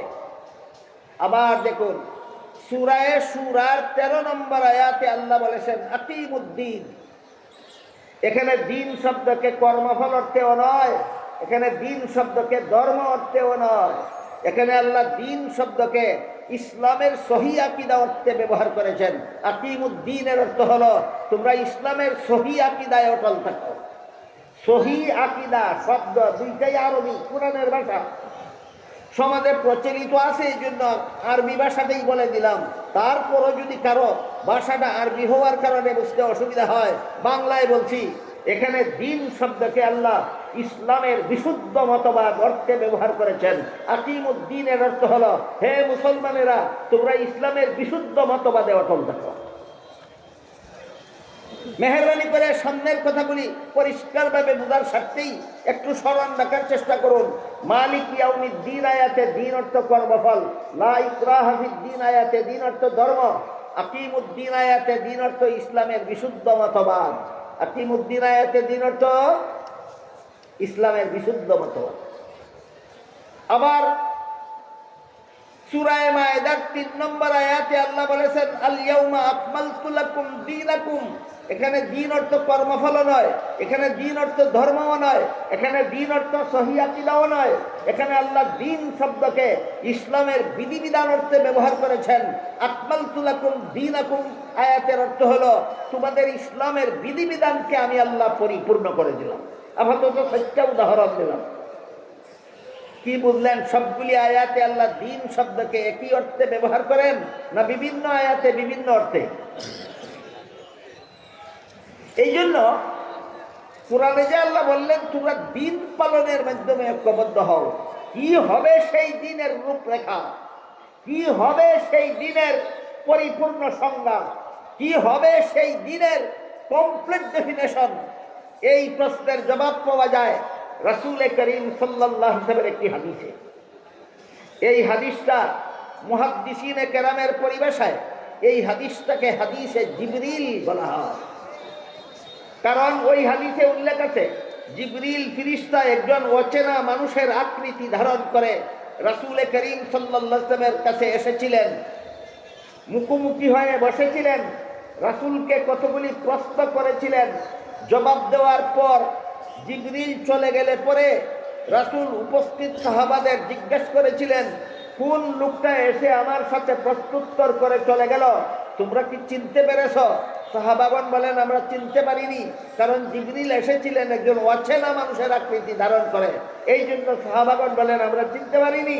রাসূল বলেন ইনি জিবরিল ফেরেশতা এসেছিলেন আমার সাথে প্রশ্নোত্তর করবেন, আর এর মাধ্যমে তোমাদেরকে তোমাদের পরিপূর্ণ দিন শিক্ষা দিবেন। তাহলে হাদিসে জিবরিলে আমরা পাবো আমাদের পরিপূর্ণ দিন কোন জিনিসের নাম, যা পালনের মাধ্যমে আল্লাহ আমাদেরকে ইমান রক্ষার জন্য ঐক্যবদ্ধ হতে বলেছেন। আমার কথাগুলি বুঝে থাকলে বলুন, দেশ রক্ষার ঐক্যের রূপরেখা আর ইমান রক্ষার ঐক্যের রূপরেখা সেম সেম না ডিফারেন্স আছে? ডিফারেন্স। দেশ রক্ষার ঐক্যের রূপরেখা আছে ঐতিহাসিক মদিনা সনদে, ইমান রক্ষার ঐক্যের রূপরেখা আছে হাদিসে জিবরিলে। ইমান রক্ষার ঐক্যের রূপরেখা কোথায় আছে? হাদিসে জিবরিলে। রসুল বলেন, জিবরিল এসেছিলেন, আমাকে প্রশ্ন করবেন, আমি জবাব দেব, এর মাধ্যমে তোমরা তোমাদের পরিপূর্ণ দিন শিখে নিবে। তাই দিন শিখার মতো তিনটা প্রশ্ন আছে এখানে, দিন শিখার মতো। এই তিনটা প্রশ্ন এবং জবাবগুলি আমরা আগে একটু বুঝে নিই। এর আগে আমার জন্য একটু সুবিধা হয়, আপনারা কত মিনিট ধৈর্যের সাথে বসে শুনবেন, আর কর্তৃপক্ষের অনুষ্ঠান সূচিতে আমার আর কত মিনিট আছে, এই দুই কথা জানাইলে আমি আলোচনাটা সেই অনুপাতে করতে সুবিধা হবে। আপনারা আর কত মিনিট ধৈর্যের সাথে শোনার জন্য বসতে রাজি আছে? কমপক্ষে আধা ঘন্টা আপাতত। হ্যাঁ, আধা ঘন্টার জন্য আপাতত আধা ঘন্টার জন্য মানসিকভাবে প্রস্তুতি নিয়ে বসুন। এবার আমরা একটা একটা করে জিবরিলের প্রশ্নগুলি, যে প্রশ্নের জবাবে আমাদের পরিপূর্ণ দিন শিক্ষা দেওয়া হয়েছে, সেই প্রশ্নগুলি জবাব সহ আমরা একটু শোনার বোঝার চেষ্টা করি। এই তিন প্রশ্নের মধ্যে জিবরিল রাসূলকে একটা প্রশ্ন এই করেছিলেন, মাল ঈমান। এর অর্থ হলো ঈমান কাকে বলে? মাল ঈমান অর্থ ঈমান কাকে বলে? জবাবে রসুল বলে দিলেন, 6টা কথা বিশ্বাস করার নাম ঈমান। জবাবে কি বলে দিলেন রসুল? কত কথা বিশ্বাস করার নাম ঈমান? 6 কথা। 1 নম্বরে আমি আল্লাহ বিশ্বাস করি, 2 নম্বরে আমি ফিরিস্তাতে বিশ্বাসী, 3 নম্বরে আমি আসমানি কিতাব তথা কোরআনে বিশ্বাসী, 4 নম্বরে আমি আল্লাহর প্রেরিত নবী রাসূলগণে বিশ্বাসী, 5 নম্বরে আমি আল্লাহর নির্ধারিত ভাগ্য তালিকাতে বিশ্বাসী, 6 নম্বরে আমি পরকালের চিরস্থায়ী জীবনে বিশ্বাসী। কটা হইল? 6টা। এই 6টা হলো ঈমানের মূল কথা। জিবরিলের এই প্রশ্নের জবাবে রাসূল তার উম্মতকে ঈমানের 6টা মূল কথা বলে দিলেন। এর সাথে কোরআন হাদিসে বর্ণিত আরো অনেকগুলি আনুষঙ্গিক কথা আছে। 6টা মূল কথার সাথে আরো অনেকগুলি আনুষঙ্গিক কথা আছে। সবগুলি 6টা মূল কথার সাথে আরো যত আনুষঙ্গিক কথা কোরআন হাদিসে বর্ণিত আছে, সবগুলিকে সবিস্তারে দলিল প্রমাণ সহ আকাবিরিনে উম্মত একটা ফন্নে মুদাব্বন করেছেন, একটা শাস্ত্রে বিন্যস্ত করেছেন। আকাবিরিনে উম্মত, আবার শব্দটা আরবি বলে ফেললাম, বাংলায় উম্মতের শীর্ষস্থানীয় আলেমগণ। উম্মতের শীর্ষস্থানীয় আলেমগণ রাসূলের বর্ণিত 6টা মূল কথার সাথে আরো যত আনুষঙ্গিক কথা আছে, সবগুলিকে সবিস্তারে দলিল প্রমাণ সহ একটি শাস্ত্রে বিন্যস্ত করেছেন। শাস্ত্রটাকে পরিভাষাগতভাবে ইলমে আকাইদ বলা হয়, ইলমে কালামও বলা হয়। সারমর্ম হলো, জিবরিলের প্রথম প্রশ্নের জবাবে রাসূল তার উম্মতকে ইলমে আকাইদ শিক্ষা দিলেন। মাদ্রাসার ছাত্ররা অন্তত নামটা মনে রাখো, জিবরিলের প্রথম প্রশ্নের জবাবে রাসূল উম্মতকে কোন ইলম শিক্ষা দিলেন? ইলমে আকাইদ শিক্ষা দিলেন। আপনাদের বোঝার ব্যাপার হলো ইলমে আকাইদ কাকে বলে। আমি যদি কিতাবের ভাষায় বলি তাহলে আলেমগণ এবং মাদ্রাসার ছাত্রগণ ছাড়া আপনারা অন্যরা বুঝবেন না। এজন্য আমি এমন সরল বাংলায় বলতে চাই যেন সকলে বুঝেন। ইলমে আকাইদ বলে আল্লাহর যে সমস্ত বিধিবিধান শুধুমাত্র অন্তরে বিশ্বাস করতে হয়, শরীরের অঙ্গ প্রত্যঙ্গের দ্বারা পালন করার কিছু নাই, ওই সমস্ত বিধিবিধান জানার নাম ইলমে আকাইদ। যেমন আল্লাহ আছেন, শুধু অন্তরে বিশ্বাস করতে হয়। আল্লাহ একজন, শুধু অন্তরে বিশ্বাস করতে হয়। আল্লাহ লা শরীক, শুধু অন্তরে বিশ্বাস করতে হয়। আদম আলাইহিস সালাম প্রথম নবী, অন্তরে বিশ্বাস করতে হয়। মুহাম্মদুর রাসূলুল্লাহ শেষ নবী, অন্তরে বিশ্বাস করতে হয়। সমস্ত নবীগণ আজীবন বেগুনাহ, অন্তরে বিশ্বাস করতে হয়। সাহাবায়ে কেরাম আজীবন বেগুনাহ নন, প্রথম জীবনে গুনাহ করে থাকলেও শেষ জীবনে তারা যথারীতি সংশোধন হয়ে যথাযথভাবে তওবা করার কারণে আল্লাহ তাদেরকে সব গুনাহ মাফ করে দিয়েছেন। তারা বেগুনাহ অবস্থায় কবরে গিয়েছেন। অন্তরে বিশ্বাস করতে হয়। এইভাবে আল্লাহর যে সমস্ত বিধিবিধান শুধুমাত্র অন্তরে বিশ্বাস করতে হয়, শরীরের অঙ্গ প্রত্যঙ্গের দ্বারা পালন করার কিছু নাই। এই সমস্ত বিধিবিধান জানার নাম ইলমে আকাইদ, যা রাসূল জিবরিলের প্রথম প্রশ্নের জবাবে উম্মতকে শিক্ষা দিলেন।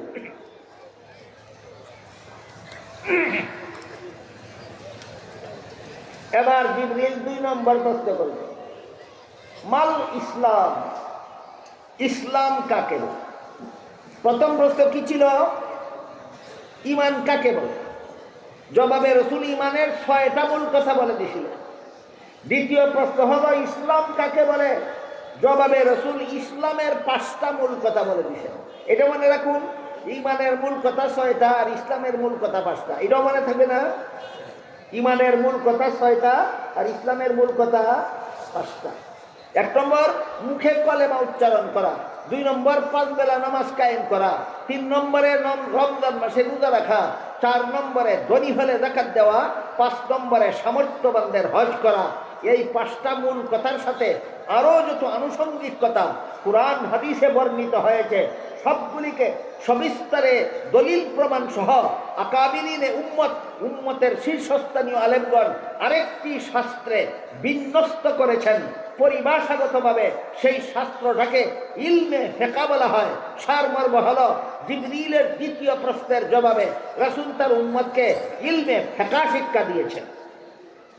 এবার ইলমে ফিকহর সংজ্ঞা, আল্লাহর যে সমস্ত বিধিবিধান শুধু অন্তরে বিশ্বাস করলেই চলে না, শরীরের বাহ্যিক অঙ্গ প্রত্যঙ্গের দ্বারা পালনও করতে হয়। ওই সমস্ত বিধিবিধান জানার নাম ইলমে ফিকহ। যেমন উযুর 4 ফরজ, বিশ্বাস করলেই উযু হয় না, হাত মুখ ধুইতে হয়। নামাজের 13 ফরজ, বিশ্বাস করলেই নামাজ হয় না, রুকু সিজদা করতে হয়। তাহলে বুঝে থাকলে বলুন, উযু, গোসল, নামাজ এইগুলি ইলমে আকাইদের বিষয় না ইলমে ফিকহর বিষয়? এগুলি ইলমে ফিকহর বিষয়। জিবরিলের 2য় প্রশ্নের জবাবে রাসূল তার উম্মতকে ইলমে ফিকহ শিক্ষা দিলেন। এবার জিবরিল 3য় প্রশ্ন করলেন, মাল ইহসান, নির্ভেজাল ইবাদত কোনটা? আল্লাহ তো মানুষ বানাইছেন শুধু আল্লাহর ইবাদত করার জন্য। আপনারা কি আল্লাহর ভেজাল ইবাদত করতে চান না নির্ভেজাল? এই কথাটাই জিবরিল রাসূলকে জিজ্ঞাসা করলেন, নির্ভেজাল ইবাদত কোনটা? জবাবে রাসূল নির্ভেজাল ইবাদতের 2টা মূল কথা বলে দিলেন। স্মরণ রাখুন, ঈমানের মূল কথা ছিল 6টা, ইসলামের মূল কথা 5টা, নির্ভেজাল ঈমানের মূল কথা, নির্ভেজাল ইবাদতের মূল কথা 2টা। একটা হলো আল্লাহ সর্বদা তোমার সামনে আছেন, আর একটা হলো তুমি সর্বদা আল্লাহর সামনে আছো। আল্লাহ যে আমার সামনে আছেন এটা বুঝাতে গিয়ে আল্লাহ রাসূল কান্না শব্দ ব্যবহার করেছেন। আর আমি যে আল্লাহর সামনে আছি এটা বুঝাতে গিয়ে আল্লাহ রাসূল ফাইন্না শব্দ ব্যবহার করেছেন। উলামায়ে কেরাম তো জানাইছে, ছাত্ররা একটু মনোযোগ দিলে বুঝবে কান্না আর ফাইন্নার মধ্যে একটা পার্থক্য আছে। এইভাবে বললে আপনারা কিচ্ছুই বুঝবেন না, এই জন্য আমি আপনাদের বোঝার মতো করে বলি।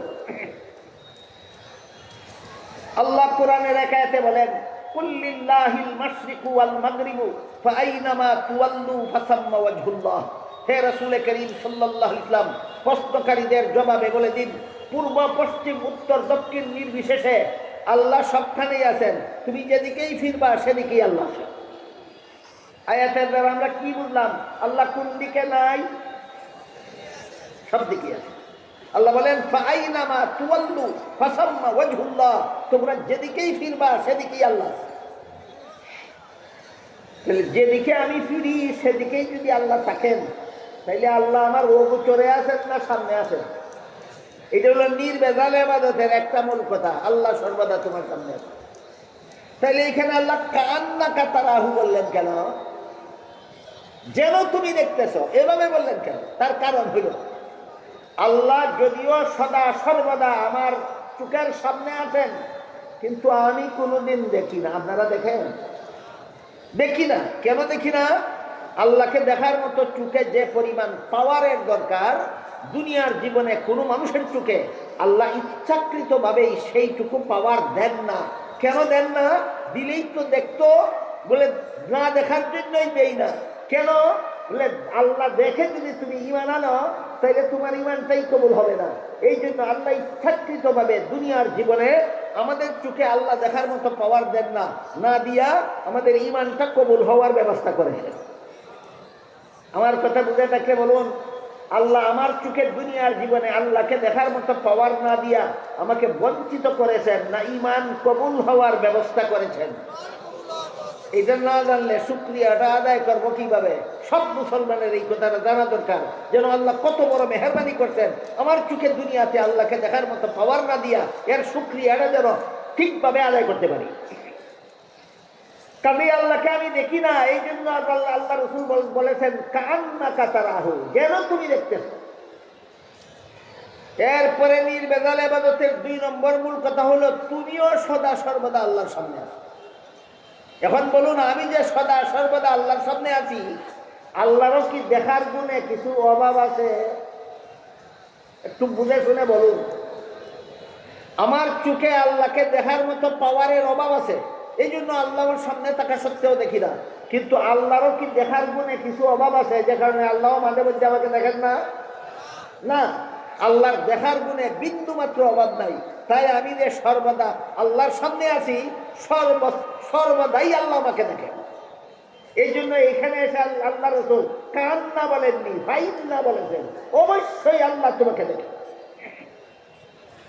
আমার মনে হয় সারা দুনিয়ার সমস্ত মুমিন মুসলমান এই 2টা কথা বিশ্বাস করে যে আল্লাহ আমার সামনে আছে, কিন্তু আমার চোখের পাওয়ার অভাবে আমি তাকে দেখি না। কিন্তু আমি যে সদা সর্বদা আল্লাহর সামনে আছি, আল্লাহ সর্বক্ষণই আমাকে দেখেন। বিশ্বাস করেন? তাহলে এবার বলুন, আমি যদি বিশ্বাস করি সর্বাবস্থায় আল্লাহ আমাকে দেখছেন, তাহলে আমি চুরি করি কোন সাহসে? চুরি করি সময় আল্লাহ দেখে না। তাহলে কোন সাহসে চুরি করি? ডাকাতি করার সময় তো আল্লাহ দেখে। কোন সাহসে ডাকাতি করি? জিনা করার সময় তো আল্লাহ দেখে। কোন সাহসে জিনা করি? সুদ খাওয়ার সময় তো আল্লাহ দেখে। কোন সাহসে সুদ খাই? ঘুষ খাওয়ার সময় তো আল্লাহ দেখে। কোন সাহসে ঘুষ খাই? মদ খাওয়ার সময় তো আল্লাহ দেখে। কোন সাহসে মদ খাই? গাঁজা খাওয়ার সময় তো আল্লাহ দেখে। কোন সাহসে গাঁজা খাই? দুর্নীতি করার সময় তো আল্লাহ দেখে। কোন সাহসে দুর্নীতি করি? জালিয়াতি করার সময় তো আল্লাহ দেখে। কোন সাহসে জালিয়াতি করি? এই প্রশ্নের জবাব হইল বিশ্বাস করি আল্লাহ দেখে, কিন্তু বিশ্বাস ঘুমন্ত থাকার কারণে বিশ্বাসও করে আল্লাহ দেখে, আর আল্লাহর নাফরমানি করার সাহসও করে। বলেন, আল্লাহ দেখে এই বিশ্বাস জাগ্রত থাকার কারণে অপকর্ম করে, না ঘুমন্ত থাকার কারণে? এবার এর একটি উদাহরণ শুনুন। ধরুন আপনার দেওয়াল ঘেরা বাড়িতে রাতে যেন চোর ঢুকতে না পারে, এজন্য আপনি আপনার বাড়ির গেইটে একজন বেতনভোগী পাহারাদার বসায় রাখলেন। পাহারাদার বসা থাকা অবস্থায় আপনার বাড়িতে চোর ঢুকতে পারবে? পারবে না। কিন্তু যদি এই পাহারাদার গেইটের সোফায় বসে বসে সারা রাত ঘুমায়, বলুন পাহারাদার সোফায় বসে বসে কি করে? ঘুমায়। চোর ঢুকতে পারবে কিনা? এবার বলতে হবে আপনাদের, পাহারাদার বসা আছে, চোর ঢুকবে কিভাবে? পাহারাদারে ঘুমায়। বলেন, বুঝেন নাই? পাহারাদার বসা আছে, তাহলে চোর ঢুকে কিভাবে? পাহারাদার ঘুমায়। ঠিক তেমনি ভাবে তোমার বিশ্বাস আছে আল্লাহ দেখে, তুমি অপকর্ম করো কিভাবে? তোমার ঈমান ঘুমায়। এবার আমার কথা বুঝে থাকলে বলুন, বাংলাদেশের কতজন মুসলমানের অন্তরে ঈমান জাগ্রত থাকে, আর কতজন মুসলমানের ঈমান ঘুমায়? যাদের অন্তরে ঈমান ঘুমায় এরা ইবাদত করবে বেজাল, সংসারের কাজে করবে দুর্নীতি। যাদের ঈমান ঘুমায় এদের ইবাদত হবে বেজাল, আর সংসারের কাজে হবে দুর্নীতি। আজকে বুঝলেন কিনা ইবাদতে বেজাল হয় কেন আর সংসারের কাজে দুর্নীতি হয় কেন? একমাত্র কারণ ঈমান অন্তরে জাগ্রত নাই, ঈমান ঘুমন্ত। এই ঘুমন্ত ঈমানকে জাগ্রত করলে কি হয় এবার শুনুন। হযরত ইউসুফ আলাইহিস সালামের সাথে জিনা ব্যভিচার করার জন্য জুলাইখা একটা খাস কামরায় নিয়ে গেল। যেই কামরাটা রাজকীয়ভাবে সুসজ্জিত ছিল, সেই কামরার ভিতরে ইউসুফ এবং জুলাইখা ছাড়া দুনিয়ার আর কোনো মানুষ ছিল না। ইউসুফ আলাইহিস সালাম সেই কামরায় ঢুকে দেখলেন কামরার এক পাশে পর্দা দ্বারা কোনো একটা কিছু ডেকে রাখা হয়েছে। জুলাইখাকে জিজ্ঞাসা করলেন, কামরার এই পাশে পর্দা দিয়ে কি ডেকে রেখেছ? জুলাইখা বলে, আমি যেই মূর্তিটার পূজা করি ওই মূর্তিটা দেখে রেখেছি। ইউসুফ আলাইহিস সালাম বললেন, মূর্তিটা দেখে রাখলা কেন? জুলাইখা বলে, এই মূর্তির সামনে যেহেতু আমি এটার পূজা করি, তাই এই মূর্তিটার সামনে তোমার সাথে জিনা করতে আমার লজ্জা হয়, এই জন্য ডেকে রেখেছি। ইউসুফ আলাইহিস সালাম জিজ্ঞেস করলেন, মূর্তি না দেখে তার সামনে আমার সাথে জিনা করলে কি মূর্তি দেখবে? আপনারা কি বলেন, দেখবে? দেখবে না? জুলাইখা বলে দেখবে না। ইউসুফ বলেন, এটা তো ডাকলেও দেখে না, না ডাকলেও দেখে না, তাইলে ডাকলা কেন? প্রশ্ন তো বুঝতেছেন? জুলাইখা কয়, হ্যাঁ ঠিক আছে, আমার মূর্তি ডাকলেও দেখে না, না ডাকলেও দেখে না, তবে যে কারিগর মূর্তিটা বানাইছে চোখের মধ্যে দেখার ভঙ্গি দিয়া বানাইছে, এই কারণেই তার সামনে তোমার সাথে জিনা করতে আমার লজ্জা হয়। দেখে এই জন্য না, চোখের মধ্যে শুধু দেখার ভঙ্গি থাকার কারণে? ইউসুফ আলাইহিস সালাম বললেন, এই জুলাইখা, তোর মূর্তির চোখের মধ্যে শুধু দেখার ভঙ্গি আছে, আসলে দেখে না, তারপরও যদি এটার সামনে আমার সাথে জিনা করতে তোর লজ্জা হয়, তাহলে আমার আল্লাহ যে আসলেই দেখে, সেই আল্লাহর সামনে কোন সাহসে তোর সাথে জিনা করতে পারি? ঘটনা বুঝে থাকলে বলুন, ইউসুফ আলাইহিস সালামের অন্তরে আল্লাহ আমাকে দেখেন বিশ্বাস ঘুমান্ত ছিল না জাগ্রত? ইমান জাগ্রত থাকলে আমলও হয় নির্ভেজাল, সংসারের কাজও হয় দুর্নীতি মুক্ত। ইমান জাগ্রত থাকলে আমলও হয় নির্ভেজাল, সংসারের কাজও হয় দুর্নীতি মুক্ত। এখানে এসে কারো মনে মনে এই প্রশ্ন জাগতে পারে, ইউসুফ আলাইহিস সালাম এর মতো নবীর পক্ষে সম্ভব? আল্লাহ আমাকে দেখতেছেন, এমত অবস্থায় আমি অপকর্ম কিভাবে করি? এমন ইমানের অধিকারী একজন নবী হতে পারেন? আমরা তো সাধারণ গুনাহগার মুসলমান, আমাদের কি আর সেই ইমানের মালিক হওয়া সম্ভব? এমন প্রশ্ন কারো মানে জাগতে পারে। অনেকে করেও বসেন যে এইরকম ইমানদার তো আমরা হইছি না, আমরা কিভাবে ইমান জাগ্রত করবার, কিভাবে আমাদের ইমান নির্ভেজাল হবে? এইবার শুনুন সেই প্রশ্নের জবাব। হযরত উমর ফারুক রাদিয়াল্লাহু আনহু মরুভূমির রাস্তা দিয়ে যাইতেছিলেন, সাথে খাওয়ার মতো কিছু নাই। মরুভূমি হওয়ার কারণে রাস্তার পাশের থেকে খানা পানি সংগ্রহ করার কোনো সুযোগ নাই।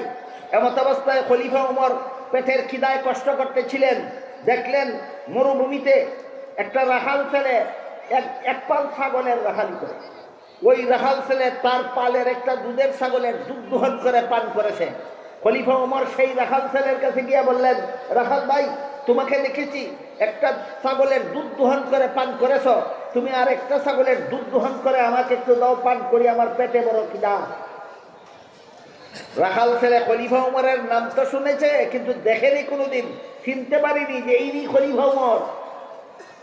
এমন হওয়াটা স্বাভাবিক। কেমনে স্বাভাবিক এটা বোঝাবার জন্য বলছি। কেউ বলতে পারেন বর্তমান বাংলাদেশের অন্তর্বর্তীকালীন সরকার প্রধানকে সবাই দেখেছেন? নাম তো সবাই চিনেন। এরকমই রাষ্ট্রপ্রধান যে হয় তাদের নাম সকলেই চিনে, সকলে দেখার কপাল হয় না। ওই রাখাল ছেলে এরকমই ছিল। রাষ্ট্রপ্রধান হিসাবে খলিফার নাম চিনে উমর, কিন্তু দেখে নেই কোনোদিন। তাই ওই রাখাল ছেলে খলিফা উমরকে না চিনে বলল, মুসাফির ভাই, এই ছাগলের পালের মালিক আমি না, আমি মালিকের বেতন মুগি চাকর। মাস শেষে মালিকে যে নগদ টাকা দেবে সেটাও আমার বেতন। আর রাখালি করার সময় পেটে খিদা লাগলে একটা ছাগলের দুধ দোহন করে পান করি, সেটাও আমার বেতন। তুমি যেহেতু আমার মালিকের বেতন মুগি চাকর না, কাজে মালিকের অনুমতি ছাড়া আমি তোমাকে এক ফোঁটা দুধ দিতে পারব। খলিফা উমরের আশা পূরণ হইল না, দুধ দিল না। কিন্তু এতে খলিফা উমর দুঃখিত না হয়ে মনে মনে আনন্দিত হলেন। কি ভেবে যে আমার পেটের খিদা গেলে গেল, না গেলে নাই, আমার দেশের একটা রাখাল ছেলে অশিক্ষিত, এত বড় আমানতদার, তার মালিকের অনুমতি ছাড়া মালিকের মাল কাউকে দেয় না, এতেই আমার আত্মাটা তুষ্ট। কিন্তু দুনিয়ার একটা ব্যতিক্রম অবস্থা, সেটা কি? যে যত বড় দুর্নীতিবাজ হয় সে তত চমৎকার বক্তৃতা দেয়। যে যত বড় দুর্নীতিবাজ তত বেশি চমৎকার বক্তৃতা। আপনারা বিগত বছরগুলিতে দেখেছেন যত বড় বড় দুর্নীতিবাজেরা কত সুন্দর সুন্দর বক্তৃতা দিত। খলিফা ওমর ভাবলেন আমাকে ঠকাবার জন্য এমন একটা সুন্দর বক্তৃতা দিল, না আসলেই সে আমানতদার, এটা আমার পরীক্ষা করতে হবে। তাই খলিফা ওমর এই রাখাল ছেলের বাস্তবতা পরীক্ষা করার জন্য বললেন, আচ্ছা ঠিক আছে রাখাল ভাই, তুমি যদি একটা ছাগলের দুধ আমাকে বিনামূল্যে না দাও, একটা দুধের ছাগল আমার কাছে উচিত মূল্যে বিক্রি করে দাও। এতে তোমার একটা উপকার হবে, আমার একটা উপকার হবে। আমার উপকার এই হবে, এই মুহূর্তে আমি ছাগলটা দহন করে দুধ পান করবো, আমার পেটের খিদা যাবে। আর তোমার উপকার এই হবে, তোমার মালিক যা বেতন দেয় তো দিবেই, আর একটা ছাগলের মূল্য যে আমার থেকে পাইলা, এটা বেতনের অতিরিক্ত পাইলা, এটা তোমার উপকার। রাখাল জিজ্ঞাসা করে, মুসাফির ভাই, তোমার কথা মতো একটা ছাগল তোমার কাছে বিক্রি করে আমি যদি পয়সাটা আত্মসাৎ করে ফেলি, মালিক যখন করে দেখবে পালের মধ্যে ছাগল একটা কম, তোমাকে তো জিজ্ঞাসা করবে না ছাগল একটা কম কেন, আমি রাখালি করি, আমাকেই জিজ্ঞাসা করবে, মালিককে কি জবাব দেবো? খলিফা ওমর বলেন, মালিককে বলবা ছাগল একটা বাগে দুইটা নিয়ে গেছে। ফলের একটা ছাগল বাগে দুইটা নিয়ে গেলে রাখাল ছেলের ফিরাবার কোনো ক্ষমতা থাকে না, কাজেই তোমার বিরুদ্ধে কোনো বিচার চলবে না, তুমি বেকসুর খালাস পাবে। এই কথা বলার সাথে সাথে রাখাল ছেলে, বলুন খলিফা ওমর সিনে না মুসাফির লোকটা? রাখাল ছেলে মুসাফির লোকটার উপর দারুণ ভাবে খেপে গেল, বলো, এই বেটা মুসাফির, আমার একটা কথা শুনে যা, আমি আমার মালিকের বিশ্বস্ত চাকর, আমি যদি বলি ছাগল একটা বাগে দিয়ে নিয়ে গেছে, আমাকে 100 ভাগ বিশ্বাস করবে, কোনো কৈফিয়ত চাইবে না। কিন্তু তুই বল, কাল হাসরের মাঠে আল্লাহ যখন জিজ্ঞাসা করবেন ছাগল একটা কি করছিলি, তখন কি জবাব দেব? আল্লাহ তো দেখবেন আমি ছাগল চুরি করতেছি। বুঝে থাকতে বলুন, আল্লাহ তো দেখতেছেন আমি ছাগলের মূল্য চুরি করছি, কাজেই শেষ বিচারের দিন আল্লাহর কাছে কি জবাব দেব? এই ভয়ে খলিফা উমরের দেশের একটা অশিক্ষিত রাখাল ছেলে দুর্নীতি করতে পারলো না। কেন? সে একজন বড় নবী ছিল। নাকি ইমান জাগাতে পারলে অশিক্ষিত মূর্খ রাখাল ছেলেরও আমল নির্ভেজাল হয়? ইমানকে জাগ্রত করতে পারলে অশিক্ষিত রাখাল ছেলের ইমানও নির্ভেজাল হয়, সংসারের কাজ দুর্নীতিমুক্ত হয়। জিবরিল জিজ্ঞাসা করলেন, নির্ভেজাল ইমান কাকে বলে? রসুল বলেন, নির্ভেজাল ইমানের মূল কথা দুইটা, একটা হলো আল্লাহ তোমার সামনে আছে, আর একটা হলো তুমি আল্লাহর সামনে আছো। এই দুইটা বিশ্বাস জাগ্রত করলেই তোমার ইবাদত হবে নির্ভেজাল, আর সংসারের কাজ হবে দুর্নীতিমুক্ত। নির্ভেজাল ইবাদতের দুইটা মূল কথা রাসূল বলে দিলেন, এর সাথে আরো যত আনুষঙ্গিক কথা কুরআন হাদিসে বর্ণিত আছে সবগুলিকে সবিস্তারে দলিল প্রমাণ সহ আকাবিরিনে উম্মত আরেকটি শাস্ত্রে বিন্যস্ত করেছেন। পরিভাষাগতভাবে সেই শাস্ত্রটাকে ইলমে তাজকিয়াও বলা হয়, ইলমে তাসাউফও বলা হয়। সারমর্ম হলো, জিবরিলের তৃতীয় প্রশ্নের জবাবে রাসূল তার উম্মতকে ইলমে তাজকিয়া শিক্ষা দিলেন। ইলমে তাজকিয়ার ডেফিনেশন হলো, আল্লাহর যে সমস্ত বিধিবিধান শুধু অন্তরে বিশ্বাস করলেও চলে না, শরীরের বাহ্যিক অঙ্গ প্রত্যঙ্গের দ্বারা পালনও করা যায় না, বরং বিশ্বাসও করতে হয় অন্তরের দ্বারা, পালনও করতে হয় অন্তরের দ্বারা। আমার ইমান ঘুমিয়ে আসে আমার অন্তরে, মুখে ডাকলে ইমান জাগবে না, হাতে ধাক্কা দিলে ইমান জাগবে না, পায়ে লাথি দিলে ইমান জাগবে না। ওই কথার মুরাকাবা করলে, অন্তরে ধ্যান করলে ইমান জাগ্রত হয়। কাজে ইলমে তাজকিয়ার ডেফিনেশন হলো, আল্লাহর যে সমস্ত বিধিবিধান অন্তরে বিশ্বাস করলেও চলে না, শরীরের বাহ্যিক অঙ্গের দ্বারা পালনও করা যায় না, বরং বিশ্বাসও করতে হয় অন্তরের দ্বারা, পালনও করতে হয় অন্তরের দ্বারা। এই সমস্ত বিধিবিধান জানার নাম ইলমে তাজকিয়া। জিবরিলের 3 প্রশ্নের জবাবে রাসূল তার উম্মতকে 3টা ইলম শিক্ষা দিলেন, ইলমে আকাইদ, ইলমে ফিকহ, ইলমে তাজকিয়া। ইলমে আকাইদ, ইলমে ফিকহ, ইলমে তাজকিয়া। বিদায়ের পরে বলে দিলেন, এই 3টা ইলমের নাম তোমাদের পরিপূর্ণ দ্বীন। 3টা ইলমের নাম আমাদের পরিপূর্ণ দ্বীন।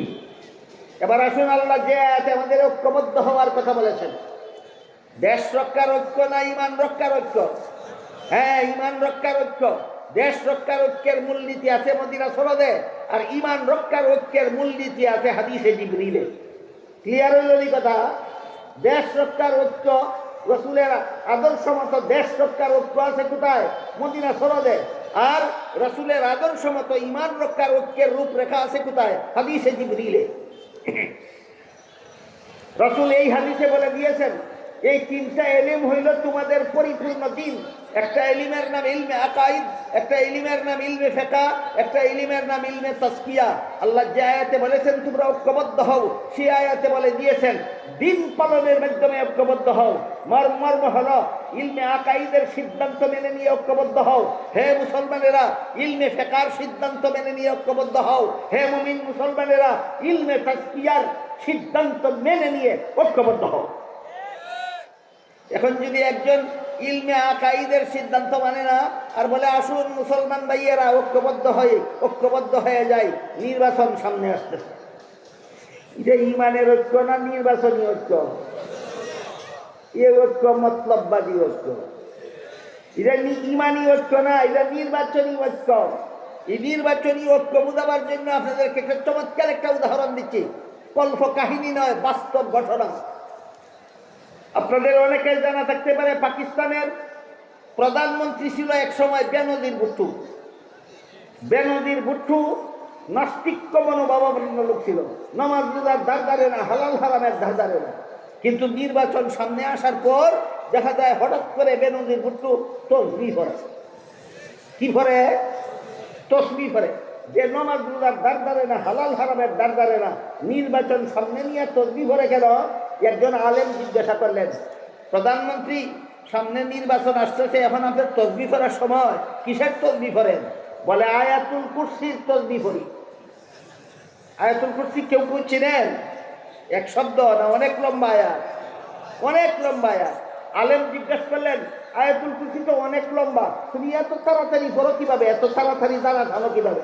হয় আমি কিছু শর্টকাট করে নিয়েছি। কিভাবে শর্টকাট করে নিয়েছ? হয় আয়াতুল কুরসির একটা শব্দ আছে কুরসি, এর বাংলা অর্থ হইল গদি। আয়াতুল কুরসির একটা শব্দ আছে কুরসি, এর বাংলা অর্থ গদি। আমি সব কিছু ফেলাইয়া শুধু কুরসি কুরসি কুরসি কুরসি কুরসি কুরসি তসবিহ পড়ি। বলুন আল্লাহর তসবিহ পড়ে না গদির তসবিহ পড়ে?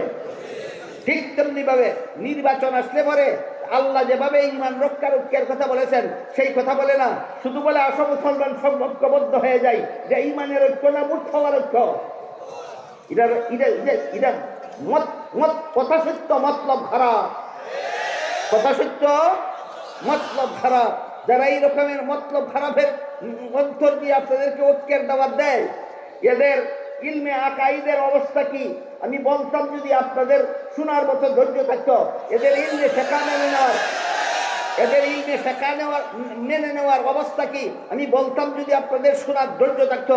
এদের ইলমে তাসকিয়া মেনে নেওয়ার কি পরিমাণ অবস্থা বলতাম যদি আপনাদের শোনার ধৈর্য থাকতো। মাত্র কয়েক মিনিটে ইলমে আকাইদের একটা উদাহরণ দিচ্ছি। আল্লাহ পাক রব্বুল আলামিন পবিত্র কোরআনের এক আয়াতে বলেন, লা ইয়ানালু আহদিজ জালিমিন। এর অর্থ হলো আমি গুনাহগারদেরকে নবী বানাই না। এর অর্থ কি? আমি গুনাহগারদেরকে নবী বানাই না। কি বুঝলেন? এক দুইজনের বেলায় এই কথা না, সকল নবীর বেলায়, সমস্ত নবীগণের বেলায় এটা আল্লাহর একটা নির্ধারিত মূলনীতি। গুনাহগারদেরকে নবী বানাই না, যাদেরকে নবী বানাই এরা জীবনে কোনোদিন গুনাহ করে। এত সত্ত্বেও আমাদের সমাজে যারা নির্বাচন আসলে পরে ঐক্যের দাওয়াত দেয়, এরাই এদের বই পুস্তকে লিখে রেখেছে, এদের বক্তব্যে উল্লেখ আছে, এদের গোপন প্রচারণায় পাওয়া যায়, এরা বিভিন্ন নবীগণকে গুনাহগার সাব্যস্ত করে।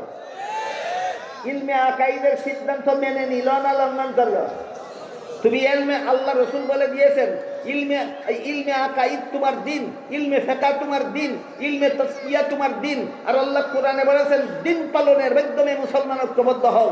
দিনের পয়লা জিনিসটাই হইল ইলমে আকাইদ। তুমি মানো না, ইলমে আকাইদের সিদ্ধান্ত হইল নবী বেগুনাহ। তুমি কোন নবী গুনাহ করছে? কোন বুরাক দিনের ভিত্তিতে তোমার সাথে মুসলমান ঐক্য হবে?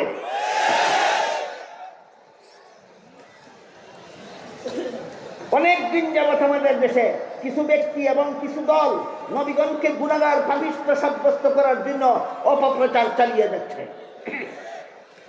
এরা আবার কোরআনের আয়াত দিয়ে দলিল দেয়। কোরআনের বিভিন্ন আয়াতে আল্লাহ বলেছেন আদম আলাইহিস সালামকে জান্নাতে দিয়ে আল্লাহ বলেছিলেন সব গাছের ফলমূল খাও, একটি মাত্র গাছের ফল খেতে নিষেধ করেছিলেন। শেষ পর্যন্ত ইবলিসের দুকায় পরে আদম নিষিদ্ধ গাছের ফল খেয়েছিলেন। এই ঘটনা কোরআনের অনেক আয়াতে। এই ঘটনার উদ্ধৃতি দিয়ে তারা বলে যে আদম যেহেতু আল্লাহর নিষেধ লঙ্ঘন করেছেন, আল্লাহর নিষেধ লঙ্ঘন করার কারণে তিনি গুনাহগার হয়েছেন। এটা নিষিদ্ধ গাছের ফল খাওয়ার অপব্যাখ্যা। বলুন আমার কথা বুঝতে থাকলে, নিষিদ্ধ গাছের ফল খাওয়ার কারণে আদম গুনাহগার হয়েছেন, এটা নিষিদ্ধ গাছের ফল খাওয়ার সহি ব্যাখ্যা না অপব্যাখ্যা? এই অপব্যাখ্যা কোনো মুসলমানের মস্তিষ্ক প্রসূত নয়, যে খ্রিস্টানদের কাছ থেকে আমদানিকৃত।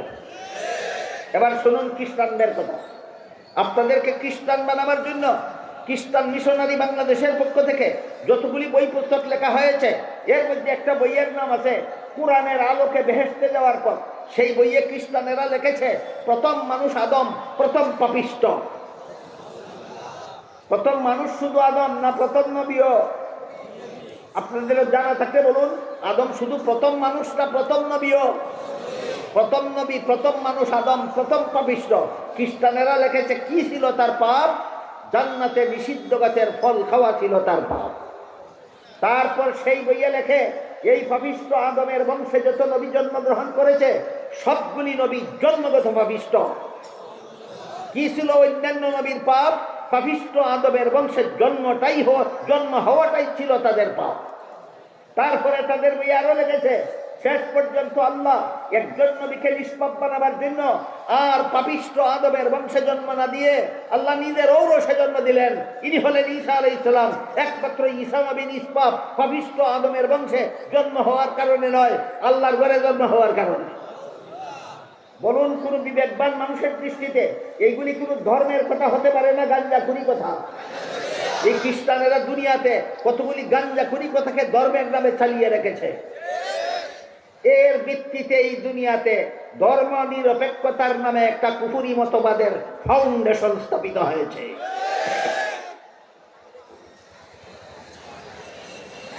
এখানে লক্ষণীয় ব্যাপার হলো খ্রিস্টানেরা সেই বইয়ে সর্বপ্রথম পাপিষ্ট কোন নবীকে সাব্যস্ত করেছে? আদম আলাইহিস সালামকে। দলিল কিসের দ্বারা দিয়েছে? জান্নাতে নিষিদ্ধ গাছের ফল খাওয়া। সুতরাং মুসলমান সমাজের ভিতরে তলে তলে তলে তলে গোপনে গোপনে গোপনে গোপনে যারা নবীগণকে গুনাহগার সাব্যস্ত করে, যারা আদম নবীকে গুনাহগার সাব্যস্ত করে আর নিষিদ্ধ গাছের ফল খাওয়াকে দলিল হিসাবে অবলম্বন করে, আমার কথা বুঝে থাকলে বলুন, সত্যই এই নবীকে গুনাহগার সাব্যস্ত করা এটা মুসলমানি মতবাদ না খ্রিস্টানি মতবাদ? সুতরাং মুসলমান সমাজে যারা নবীগণকে গুনাহগার সাব্যস্ত করার অপকর্ম চালায়, নিঃসন্দেহে এরা খ্রিস্টানদের দালাল। এরা যখন বলে আসুন ঐক্যবদ্ধ হয়ে যায়, তাহলে নবাব সিরাজউদ্দৌলার সৈনিকেরা কি মীর জাফরদের সাথে ঐক্যবদ্ধ হবে? যেমন ভাবে সিরাজউদ্দৌলার সেনাপতিদের জেনে শুনে মীর জাফরের সাথে ঐক্যবদ্ধ হওয়ার কোনো উপায় নাই, ঠিক তেমনি ভাবে নবীর সরল উম্মতের খ্রিস্টানের দালালদের সঙ্গে ঐক্যবদ্ধ হওয়ার কোনো উপায় নাই।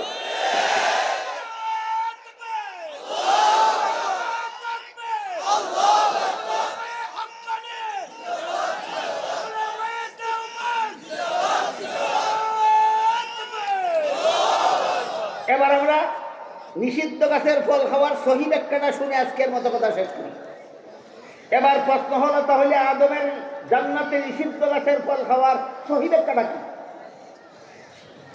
১৫০০ বছরের ইতিহাসে যত নির্ভরযোগ্য মুফাসসিরিন কেরাম, যত গ্রহণযোগ্য তাফসীরের কিতাব লিখেছেন, প্রায় সবগুলি তাফসীরের কিতাবে আদমের নিষিদ্ধ গাছের ফল খাওয়ার সহি ব্যাখ্যা লেখা আছে, একাধিক ব্যাখ্যা লেখা আছে।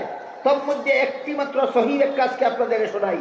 সেটি হলো, মানুষের কোনো কাজের দ্বারা সওয়াব হয় আর কোনো কাজের দ্বারা গুনাহ হয়, দুনিয়ার জীবনে, জান্নাতি জীবনে নয়। বলুন, মানুষের কোনো কাজে সওয়াব হয়, কোনো কাজে গুনাহ হয় কোন জীবনে? দুনিয়ার জীবনে, জান্নাতি জীবনে নয়। জান্নাতি জীবনের কোনো কাজে সওয়াব নাই, গুনাহ নাই। জান্নাতি জীবনের কোনো কাজে সওয়াব নাই, গুনাহ নাই। এবার বলুন, আদম নিষিদ্ধ গাছের ফল খেয়েছিলেন কোন জীবনে? এই ব্যাখ্যাটা যদি আপনি মেনে নেন, আল্লাহ যে বলেছিলেন গুনাহগারদেরকে নবী বানাই না, আল্লাহর মূলনীতি লঙ্ঘন হয় না রক্ষা হয়?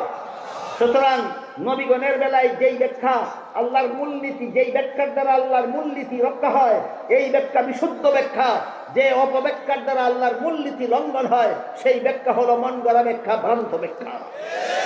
সুতরাং বর্তমান বাংলাদেশের মুসলমানদের যদি ঈমান রক্ষার জন্য ঐক্যবদ্ধ হতে হয়, আল্লাহ এবং আল্লাহ রসুল পরিষ্কার একটা প্ল্যাটফর্ম বলে দিয়েছেন। হে মুমিন, সমস্ত মুমিন মুসলমানেরা, তোমরা ইলমে আকাইদের সিদ্ধান্তগুলি মেনে নিয়ে ঐক্যবদ্ধ হও, তোমরা ইলমে ফিকহের সিদ্ধান্তগুলি মেনে নিয়ে ঐক্যবদ্ধ হও, তোমরা ইলমে তাজকিয়ার সিদ্ধান্তগুলি মেনে নিয়ে ঐক্যবদ্ধ হও। এটা হলো মুসলমানদের ঈমান রক্ষার ঐক্যের রূপরেখা। আল্লাহ আপনাদের আমাদের সবাইকে দেশ রক্ষার ঐক্য, রসুলের জীবন আদর্শ থেকে ঐক্যের রূপরেখা গ্রহণ করার, ঈমান রক্ষার ঐক্যের রূপরেখাও রসুলের জীবন আদর্শ থেকে গ্রহণ করার সৌভাগ্য দান করুন। সবাই বলুন আমিন। সুবহান রাব্বিকা রাব্বিল ইজ্জাতি আম্মা ইয়াসিফুনা ওয়া সালামুন আলাল মুরসালিন ওয়ালহামদুলিল্লাহি রাব্বিল আলামিন।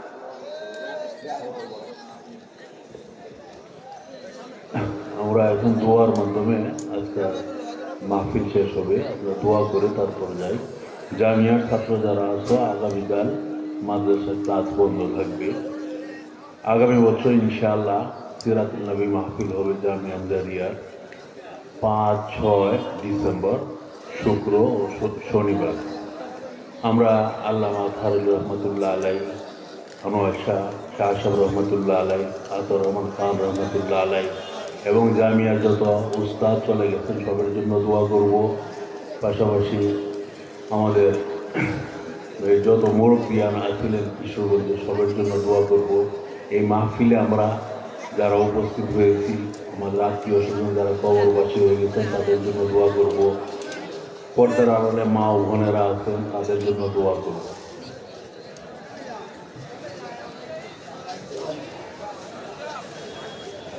যারা দোয়াতে শরীক হবেন বসুন, আস্তাগফিরুল্লাহ দুরূদ শরীফ পড়ুন। আর আপনারা হাজার হাজার মানুষ, আমি একা, দোয়ার পরে সবাই যদি মুসাফা করতে চান, 12টা বাজতো না, রাইতের 12টা না, দিনের 12টা বাজলো। এই জন্য মেহরবানি করে দোয়ার পরে কেউ মুসাফার চেষ্টা করবেন না। যারা মুসাফার নিয়ত আছে, আল্লাহ তাআলা পুরি মুসাফার সব দিয়া দিবেন। এখন বলেন আপনারা সওয়াবের ওই দরকার না আমারে তেহানি ওই দরকার? তাইলে যদি আমারে সওয়াবের দরকার থাকে, আমারে না টেহাইয়াও সওয়াব পাইবেন। আর যদি আমারে টেহানি ওই দরকার থাকে, আগে ভাগে কইয়া দিন, দোয়া চাইলে দিয়া আমি ঠিকই তাহি। মেহরবানি করে কেউ দোয়ার পরে বোঝাবার চেষ্টা করবেন।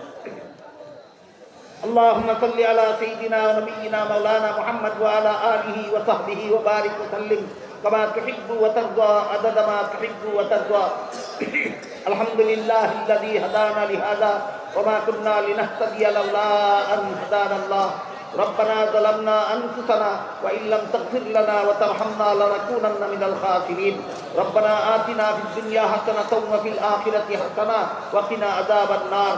يا الله মহা সমাবেশকে কবুল আর মঞ্জুর করুন। ইয়া আল্লাহ এর উসিলায় আমাদের জিন্দেগানকে হেদায়েত করুন। সমস্ত মুমিন মুসলমান মুর্দেগানকে নাজাত দান করুন। ইয়া আল্লাহ সিরাতুল নবীর আদর্শ থেকে যা কিছু আলোচনা হলো আমাদেরকে বুঝে ইয়া আল্লাহ আমাদের জীবনকে সিরাতুল নবীর আদর্শে আদর্শবান করার তৌফিক দান করুন। ইয়া আল্লাহ আমার কাছে যারা যত রকমের দোয়ার দরখাস্ত করেছেন প্রত্যেকের নেক দোয়াকে কবুল মঞ্জুর করুন। ইয়া আল্লাহ যারা যত আশা নিয়ে হাত উঠাইলাম প্রত্যেকের নেক বাসনাকে কবুল আর মঞ্জুর করুন। ইয়া আল্লাহ যে মাদ্রাসা জামিয়া ইমদাদিয়ার উদ্যোগে সিরাতুল নবী সম্মেলন অনুষ্ঠিত হলো, ইয়া আল্লাহ এই মাদ্রাসাকে কবুল মঞ্জুর করুন। ইয়া আল্লাহ মাদ্রাসার পরলোকগত মুরব্বিয়ানদের কবরকে ইয়া আল্লাহ জান্নাতের বাগান বানিয়ে দিন। ইয়া আল্লাহ জান্নাতুল ফিরদাউসে তাদের ঠিকানা করে দিন। ইয়া আল্লাহ এই মাদ্রাসার সমস্ত জরুরিয়াত পুরা করে দিন। মাদ্রাসাকে মঞ্জিলে মকসুদ পর্যন্ত পৌঁছে দিন। মাদ্রাসার খেদমতে যারা যতভাবে জড়িত তাদের সকলের খেদমতকে কবুল মঞ্জুর করুন। ইয়া আল্লাহ মাদ্রাসার সমস্ত ছাত্রদেরকে ভবিষ্যতের ওয়ারাসাতুল আম্বিয়া বানিয়ে দিন। ইয়া আল্লাহ আমাদের দেশ বাংলাদেশকে হেফাজত করুন। ইয়া আল্লাহ বাংলাদেশের স্বাধীনতা হেফাজত করুন। ইয়া আল্লাহ বাংলাদেশের সার্বভৌমত্ব হেফাজত করুন। ইয়া আল্লাহ বাংলাদেশের ভৌগোলিক সীমারেখা হেফাজত করুন। ইয়া আল্লাহ বাংলাদেশের বাসিন্দাদের জান মাল ইজ্জত হেফাজত করুন। ইয়া আল্লাহ সমস্ত মুমিন মুসলমানের ঈমান আমল হেফাজত করুন। ইয়া আল্লাহ সারা দুনিয়ার সমস্ত মজলুম মুসলমানদের গায়েবী সাহায্য করুন। ফিলিস্তিনি মুসলমানদের গায়েবী সাহায্য করুন। ইয়া আল্লাহ কাশ্মীরি মুসলমানদের গায়েবী সাহায্য করুন। রোহিঙ্গা মুসলমানদের গায়েবী সাহায্য করুন। সমস্ত মজলুম মুসলমানদেরকে সাহায্য করুন, সন্ত্রাসী জালেমদের হেদায়েত করুন, যাদের কপালে হেদায়েত নাই তাদেরকে আপনার কুদরতি হাতে জবান করে আপনার সহায় বান্দাবান্দীদের রক্ষা করুন।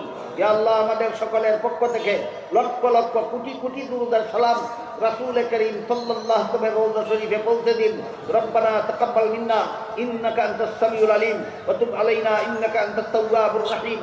وسبحان ربك رب العزة عما يصفون وسلام على المرسلين والحمد لله رب العالمين آمين برحمتك يا أرحم الراحمين.